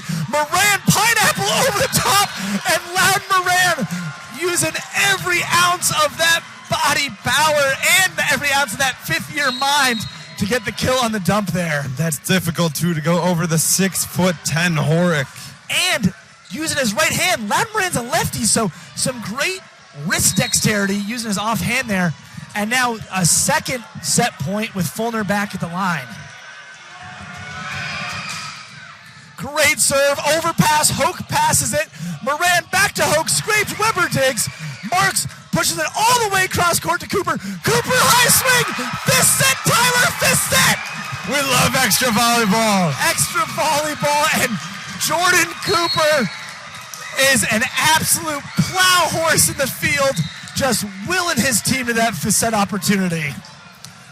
Jordan Cooper doing what he can. A great set from Marks, and Cooper just goes and gets it. And I love the push from Marks. They get the dig from Hoke. Marks shoves it across the court. And folks, we will be back with set 5 action in just a moment. Don't go anywhere. These new Little Caesars Crazy Puffs are fun size. And perfect on the go. Did you hear that, Buttercup? We can go anywhere. It's packed with cheese and pepperoni. Yeehaw!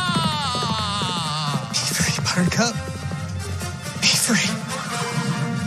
Enjoy delicious Little Caesars Crazy Puffs on the go for just $3.99. Pizza, pizza.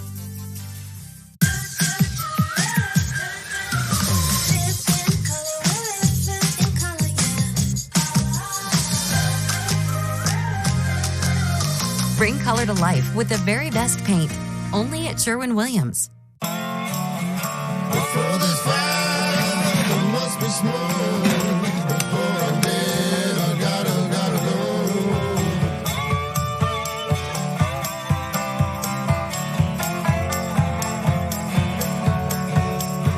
Before this fire, there must be smoke. Before I'm gone, I gotta go.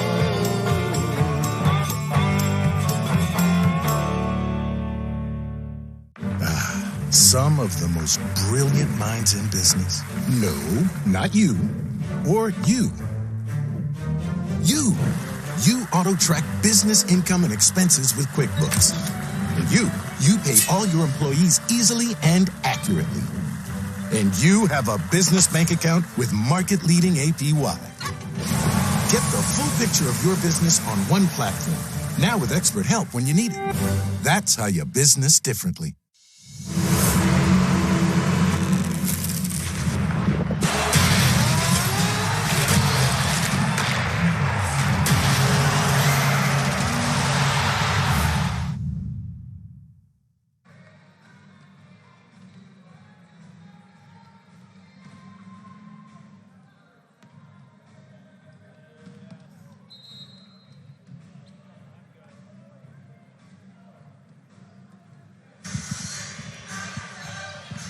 Welcome back to the 2024 NCAA Men's Volleyball Semifinals. We have got an absolute thriller here. We got a fifth sweater. CLU, after dropping the first two, take the next two. They're pushing the defending national champions for all they're worth. Tyler, that fourth set was a rock fight at best. It was. Two hitting percentages under 150 for both teams. A lot of errors, a lot of scrappiness, though, on both sides. Yeah, you know, if you hold your opponent to siding out at 50%, you think you'd win the set. But when you side out at 45%, that's a pretty tough look. That's as rattled as I've seen the Stevens offense and honestly the Stevens team throughout this past 2-year season. It is, and it's been a long one here tonight. The fans are loving it. You see flags on both sides. Gotta give a quick shout out to my brother who last year in the finals was waving that North Central flag. I remember that all flag. over the He place. was a mobile fan. We love to see it. And fifth set key I'm looking for. Can the Stevens middles get back to scoring the way they were in set 1 and 2? And if I'm CLU, can Jordan Cooper keep going? 45 swings so far. I said it earlier, dance with the girl who brought you. If the ship's going down, I want the captain on board. If I'm Marks, I'm feeding Cooper until Stevens can showcase they stop him. No arguments from me. Stall back at the line. Jump serve, finds the floor just in front of Lancia, and Stall with the ace. A great start for the Kingsmen. It is nothing more that you could ask for as a first point start to set number 5. And with Lancia starting in the back row, I wouldn't be shocked if we see an early adjustment, maybe Phil Bone or Fukui Ho into the match to help serve receive. This one catches knuckles high. Moran off 10. Backside to Sherman. Sherman now matched up with Cooper again.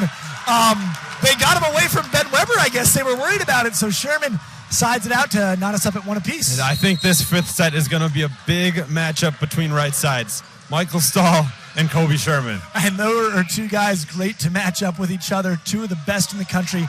Sherman, MAC Offensive Player of the Year, MAC Tournament MVP, first team All-American. Michael Stahl, honorable mention All-American, but I'm scratching my head right now thinking maybe he should have been higher on that list. Certainly proving it here tonight. Christensen with a really tough serve onto Cooper.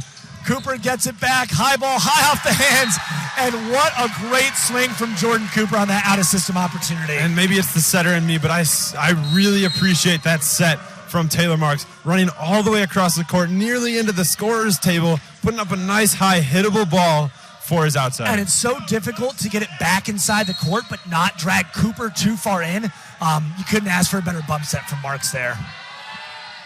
Cooper rips one onto Knuckles. Folder! Slowed down by big, bad Boris Haruk on the block. His first block on the night. He picked a pretty good time to go up and grab He it. certainly did. Cooper with a missile. Folder not stopped often, but Haruk had the answer there. Cooper rips in another tough pass from Bickford. Backside to Sherman. Sherman throws it down. It was a great read from Marks up for the short tip, but chest comes to play, and Sherman throws it deep with the tip. Very reminiscent of that play we saw earlier with Stahl throwing that ball and then going off the shoulder of Knuckles. Very smart play from both opposites here tonight. Sherman at the line.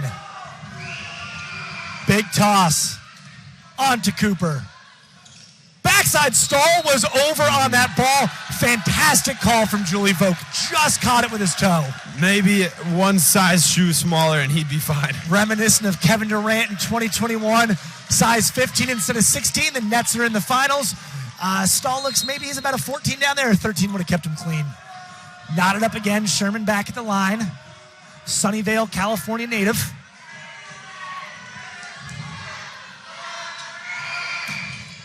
That one onto Marks.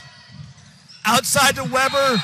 Weber fires just wide, and It's that same idea. It's a one-on-one. You don't need to do too much with it. He was going for it all on that swing. He did, and, he's done it before. There's no doubt that he can do it again, but just too much. Just a little bit too much, but that little bit too much. Loudon Moran issued a yellow card for the stare down through the net, and Dan Buring is just a little frustrated that athletes can't be athletes in the national semifinals. We've already got a net dividing them. Everybody's safe. Yeah. One of the least physical sports there is. Sherman on to Cooper. Big bad Boris with the power tip. If you're going to pick a set to have your best one, you'd pick the fifth set. Set 5 is where dreams go to die, but it's where others go to survive. Oh, man, you took my line from earlier, and I'm not going to say what it was in reference to because it's going to make me too upset. But Jake Tucker re-enters the serve, and the fans here are making some noise. Tucker floats in. Lancia handles it. We go back to Fulner. Great touch from Brown.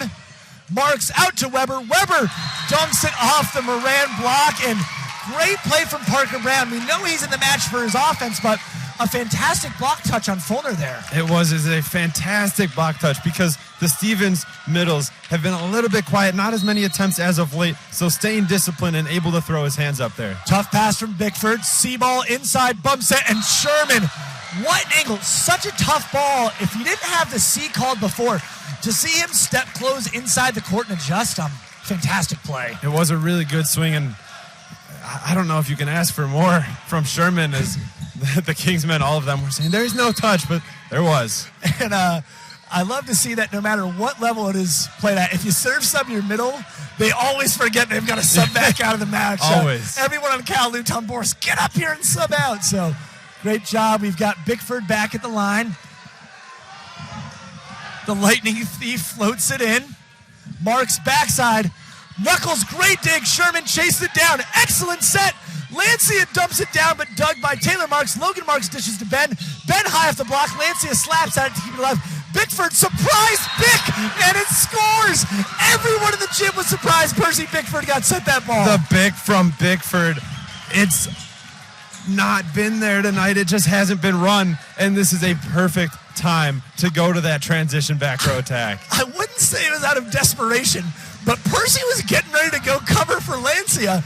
Loudon sent him, and then he went, oh no, I've got to attack this ball. So really good composure from Bickford to step close and take a smart swing, but I think Loudon Moran was the only person in the gym who knew he was getting it. Definitely caught the Kingsmen block off guard. And I'm going to give my old teammate and best friend David Moeller a shout out. We called it the Rob Krieger. It was something you wouldn't use all match, but then in the fifth set it'd be your primary scoring option. Maybe that's the transition Bick for Bickford. It could be.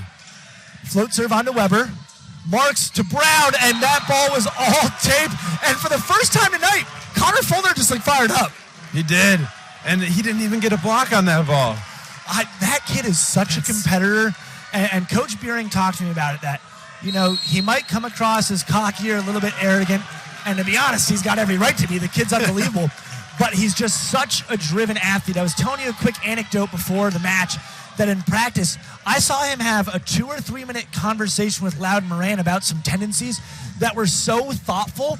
You can just tell how engaged he is on trying to defend their national title. It is, and it's something that, all 4 starter return graduate students on this Stevens team, they've all been that disciplined, that involved. They're not coming back just to have a season where they make the Final Four. They're coming back for repeat national champions. Absolutely. And I'm going to put you in the Cal Lutheran shoes. Last year, you guys were in a very similar situation. On this stage for the first time, in these big moments, you're down 5-7 in the fifth set. What are you telling your teammates as you are trying to get back into this match? Knowing my teammates specifically, I'd say, guys, take some deep breaths. Think about the moment.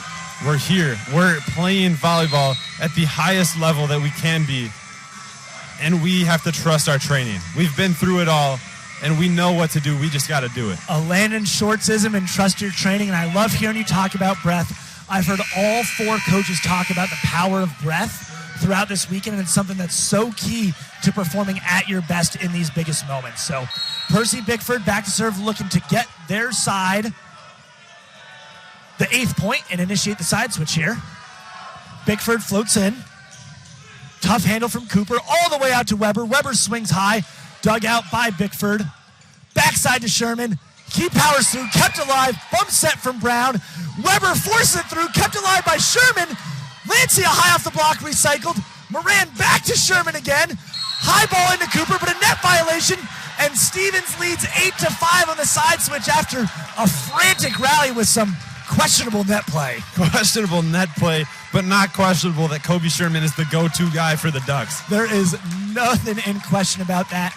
And if I'm CLU, I wouldn't switch sides super fast. I'd take my time here, and I want to talk to my attackers about staying aggressive. Just because you're down 5-8 doesn't mean you can get passive. You got here because Cooper was slinging those bicks. Stahl was running those D-balls. Weber, creative and throwing those balls way out of bounds off hands. You can't take half measures in the fifth set. You've got to stay super aggressive. Sometimes the fifth set, you're down a couple points.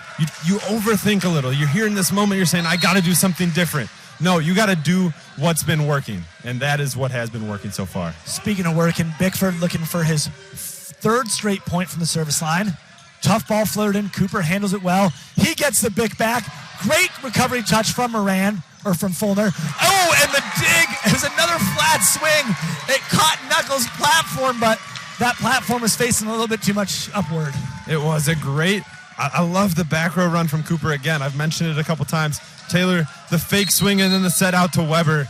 And the offensive threat of Parker Brown freezes Fulner for that one-on-one, and now Taylor Marks back to serve, and we see Fukui Ho, former libero for the Ducks last year, entering the match, and he is going in to solidify serve-receive as Percy Bickford exits. And just the threat of Fukui on the floor was enough for Taylor Marks to say, you know what, I'm not even going to serve in. It's one of those things where, maybe you overthink a little. You say, I got to hit it right at him, or I don't challenge him. There's something going through your mind. But what's there now is that there's no middle Bick attack on the back row for Stevens. No surprise set unless it goes to Fukui. And we have got Fulner back in. Tough ball. Weber handles it well. Oh, great pickup from Fulner. And Tyler, I'm going to take you into the Stevens practice. Yesterday during 6v6, Carver Wyrick was playing Ben Weber in practice. And Connor went up and said, hey, in rotation 1, I want you to run a back 2 here because Weber does that all the time. And Connor, as a one-time server and a middle blocker, to have that level of attention to detail, win or lose, I cannot wait to ask him about that moment in the press game and the post-game presser. It's phenomenal because the defense knew exactly what to do. A good scoop from left back, and then Lancia just reaction, throwing it over to find that deep corner. And we see it here. We see Weber stays right on his body. And I'll tell you what, in practice, they didn't have it like that. Connor didn't say, hey, I'm going to speed dig you a ball to toss it right back over. Right. But we talked about the middle's net awareness, and we see it from Lancia there too. Hey, we've got a quick ball. Everyone's up in this space. I'm going to throw it deep and see if anyone's back there. And it works. What works, works. A point is a point.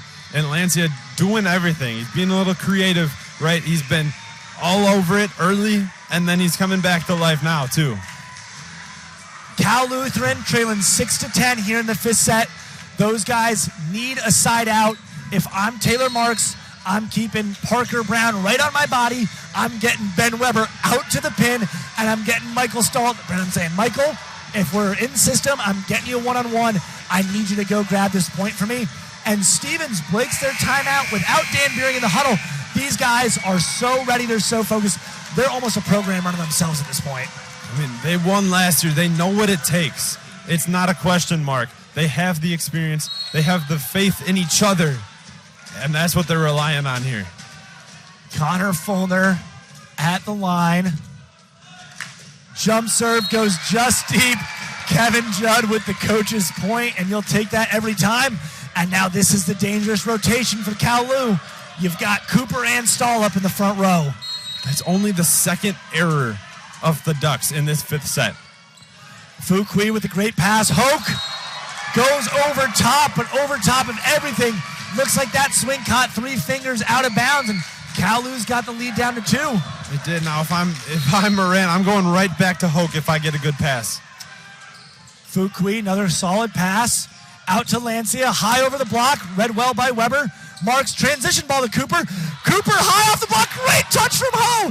Out to Lancia, Lancia swings off the block. Cooper with the in-system dig. Shallow release out to Stahl. Stahl chops it to the line, and we are 9-10. Great transition volleyball from both sides. A great swing from Stahl, too. He's been going wrist away, thumb down all night. Lancia shifts the block out a little bit, and he cuts it back on that 2-2 shot. Such a tough angle. Percy Bickford re-enters the match here. Ben Weber at the line. He's grabbed 2 straight for Cal Lutheran. Float serve finds Bickford. It's tight. Moran battles, kept alive. Knuckles out of bounds. We're tied up. Jordan Cooper. He's got the Midas touch. 10-10, red zone, last 5 points for each team. A trip to the national championship on the line. And I guess Moran just wasn't quite vertical enough. I thought we were going to see him swipe that ball, but it's hard to be as vertical as Jordan Cooper is. It really is, especially when Cooper's able to take a big step close, knows the ball's coming over up early. Loudon Moran having to kind of jump into the net almost. Yeah, it's a tough angle for setters when you're trying to get that extra reach, but man, what a great job. We'll see it here again. Pass from Bickford just a little bit tight, and oh yeah, as we see the replay, it was almost fully on the CLU side. Moran could only hope to take up some space, but 10-10, it's a race to 5. These are the moments. This is why you play college volleyball. You don't do it to beat your conference underlings 3-0. You don't do it to get on the plane 17 times a year. You do it to be in these close matches with great opponents. And we do it up here for this moment too. It's the most volleyball that you can play, and that's what I'm always more excited for as not only a volleyball player, but as a volleyball fan. I like to watch a lot of volleyball, and this is a lot of really high-level volleyball. And volleyball fans have been spoiled all tournament long. We've had fantastic matches. 3 of our 4 quarterfinals went 5 sets. All 3 of them decided by 2 points. And now our first semifinal, also a 5th sweater. 5th sweater indeed. It's time. I know. It's time. This jacket might be coming off soon. Weber floats in. Lancia with the pass. Moran back out to Lancia. Lancia high, great block touch. Transition offense out to Cooper. Cooper, sharp angle off of Lancia. He is telling me that this is his house. He owns Lillis Court. CLU with their first lead, or second lead. It's the first lead since 1-0. They're up 11-10. A really good block touch from Brown. Set that one up so that Cooper could go really sharp cross. Lancia with the pass, backside to Sherman. No one home. And Kobe Sherman, I don't know how you lose him at this point in the match. It's really unexplainable. You cannot lose track of that guy. I think Cooper might have been a little fired up from that last kill still. Knotted up at 11 apiece. Just who Stevens wants back on the line. Loudon Moran. Marks with the great pass. Out to Cooper. Cooper finds it just inside the line. And Stevens is distraught. And man, what a swing from Jordan Cooper. Over top of the block and sneaking it just inside that end line. Able to paint that back corner. Cooper's been able to find spots all over the floor tonight. Really sharp cross, deep cross corner, short on the same side as he is, and now the deep corner on his own side. Rotation 1 for the Ducks. They've got Sherman back in the front row. Rigney serve on to Knuckles. Moran outside. Sherman deep throw over the top. And man, I don't know if he has any hobbies when he's back at Stevens, but if he's at Misericordia, he'd be president of the chess club. He would be back and forth the whole time, battling with the block, because when you see that hand, it's often like a short tip or he's going to throw it off the block, out of bounds. But that one just powered through and, again, found the back like 5 feet of the court. Just a great mix-up there. 12-12. Teams need 3 points unless that we're not up at 2. And a short little discussion with our line judge to the officials. And Julie Vogt and Young Park both have the headsets on. I think they might be telling Coach Beering to get back to that blue head state because I think he was still giving it to him on that close call. But I saw him taking his deep breaths over there. He's doing a good job recollecting himself. Lancia at the line. Stahl and Cooper both in the front row here. Exactly what you want if you're CLU. Cooper, tough pass, marks off 15. Cooper swings high, catches Knuckles, great dig. Moran, transition ball to Sherman, into the block, recycled, tight cover, back to Sherman again, off the block and through. And What a job from Loudon Moran delivering 2 really precise sets to Kobe Sherman, including that first one in such a tough angle. It was a really tough angle, and then the second one coming all the way from right back on a pass that's really tight to the net is one of the hardest balls to get as a setter, trying to stay out of the net and deliver a perfect back set. Stevens back in control, 13-12. Float serve from Lancia. Weber handles. Backside, Stahl one-on-one, and Stahl with authority. Tyler, it's going to be the first team to go up by 2 for a 4th consecutive match in our NCAA tournament. We're in a fist sweater that's going to be decided by 2 points. I don't even know if I have the words right now. I'm just enjoying really good volleyball. As am I. Michael Stahl at the line. He started the set off with an ace. Knuckles handles it really well. Moran back to Sherman. Sherman buries it inside the line, and CLU wanted to complain it was out, but you immediately saw him drop their hands and go, no, it was in. It was. It's so tough as a bench member, as a coach. You went, oh, no, it was in. You try to be as supportive as possible. Call it out now. Good job, refs. You called it right. And Tyler Christensen. Earlier I said it was the biggest point of his career. This one tops it. Match point to send the Ducks back into the national title game for defense. It looks like he's starting a little bit deeper, if I'm going to be honest. It does. Oh, man, he utilized every inch he had. Some fans wanted a foot fault, but he was taking advantage of all the space. And not only are we in a deuce situation, but free volleyball extra points in the 5th set. 14-14, set 5, a trip to the national championship on the line. Cooper's back at the line. Both him and Stahl are in the back row. You almost need to win the match if you're in this rotation for the Kingsmen. Right here. Huge rip. Bigford tosses it high. Backside Sherman. Sherman off the block. Scooped. D-ball to Stahl. He goes off Moran. Knuckles chases it down. Help set high to Bigford. He chops it. Dug by Cooper. Transition ball to Weber. Weber high off the block. Recycled. No one's home. Stahl steps in. Weber gets it back. He forces it through. Dug by Bigford. Toss back over. Knuckles digs it out. Moran back to Sherman. And a huge ball. Oh, my God. What a rally. Oh, I can't believe this is happening. That's got me up here jumping. Literally standing, jumping as this point's going. You tell your teams not to live and die with every point, but if the commentators are, how can you not be on the sideline? Oh, man. Timeout lets us take a breath. We need a breath right now. Yeah, I think we're going to take a really close breather. We'll give you guys a chance to see how that last point ended. Just some back and forth, pickleball at the net, and then Boris Horu closes that block, right hand turned in, turned this match on its head, and now Cal Lutheran with match point. Tyler, you're in rotation 5. Yeah, in rotation 5. No, we're one early. We're in rotation 3, I'm sorry. Rotation 3, you've got Fulner, you've got Bigford, and you got Sherman. I'm thinking in a perfect pass situation, you've got to trust Connor Fulner to go get a point for you. I would. If I'm Loudon Moran, that's my go-to hitter in this situation. Kobe Sherman, sure. If it's a pass that's not perfect and you can't set Fulner, go back to Sherman. And if I'm Coach Judd, I am telling Jordan, hey, I want you taking an absolute rip here. I know that we've got you and Michael in the back row, but if Steven sides out, they've got Kobe in the back row too, so just let it absolutely fly off your hand, and whatever happens, happens. Absolute rip it. It's your first NCAA tournament appearance, a trip to the championship. If you don't rip this ball as hard as you can, what are you doing? Last game of the season, Tyler. Can't hold anything back now. Exactly right. Cooper, huge toss. Thunders one in, an ace, and Cal Lutheran is headed to the national championship. What a match, Tyler. I'm speechless. An excellent match here tonight. Only the first of our semifinals, but wow. And an absolute round of applause to both teams. A 16-14 fifth setter in the national championship. You have nothing to hang your heads about if you're the Stevens Ducks. An unbelievable season and an unbelievable effort from that group. You see Cal Lutheran just physically and emotionally exhausted after that huge win.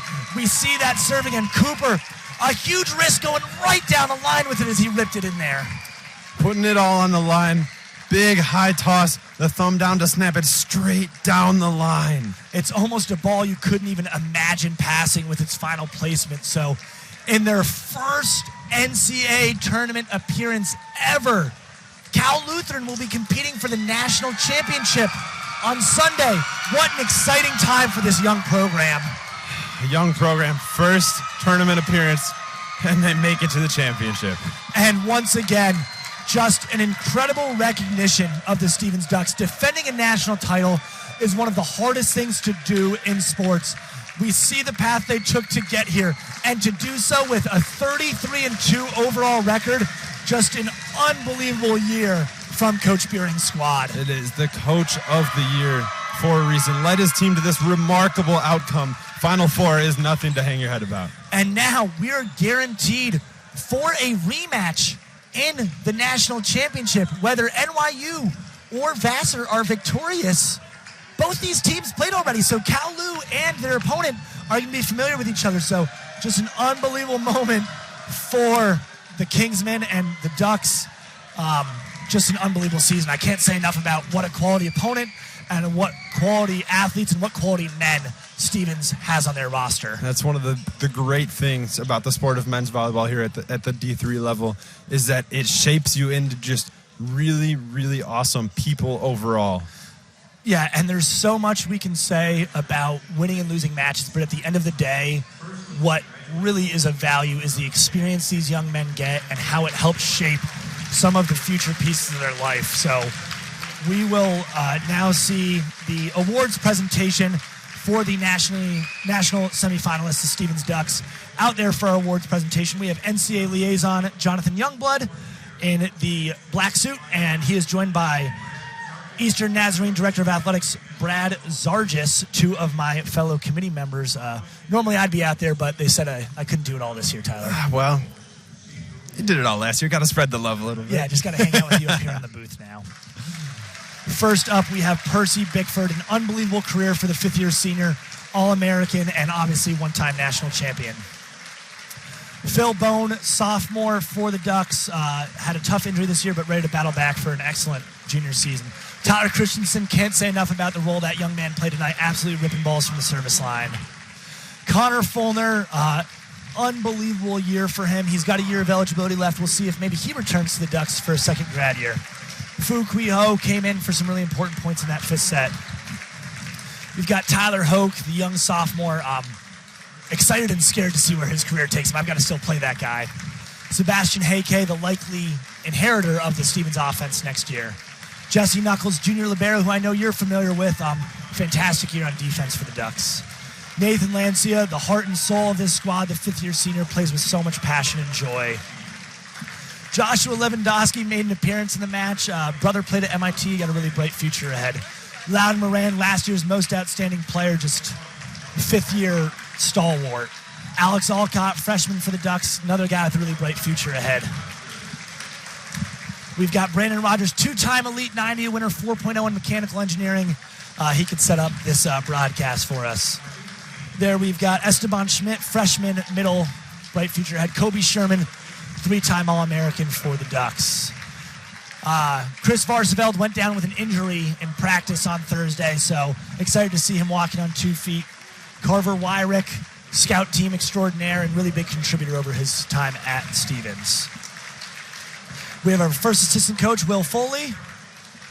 Our second assistant coach, Daniel Perun, former Duck libero. Michael Burkhart, lead assistant for Stevens. Our athletic trainer, whose name I missed, but I know she keeps those Ducks healthy all year long. And head coach of the Ducks, Dan Beering, someone who has done so much for this Stevens program in such a short amount of time. And now we will have the presentation of the semifinalist trophy to the team captains for the Ducks.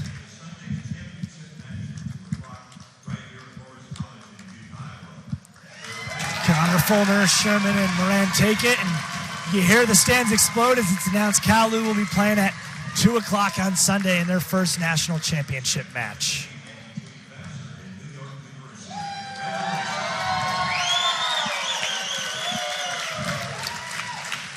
And folks, I know we've warned you about it many times tonight, But do not go anywhere. We will have NYU and Vassar heading into their third matchup of the season, looking for the right to compete for a national title. And Tyler, we've got an unbelievable chance for people to watch those teams square off in just 45 minutes. We do. It's one you're not going to want to miss. If it's anything like the match that we just watched, you're in for a treat. And speaking of something you don't want to miss, Riker Lynn, the heart and soul of Cal Lutheran, about to slap their name on the bracket and officially mark their advancement to the national championship match. And if I know Riker, he's probably got a one-liner or two he's going to deliver first. Oh, and he takes the whole banner down as only Riker could. Too much energy behind throwing that. If there's one thing you can accuse Riker of, it's too much energy. So, folks, as we mentioned, 45 minutes from now, we've got Vassar and NYU going head-to-head in our second national semifinal. It's going to be a doozy. Do not go anywhere because we have more excellent Division III men's volleyball matchups as you catch some of the best moments from our match right here on our overlay.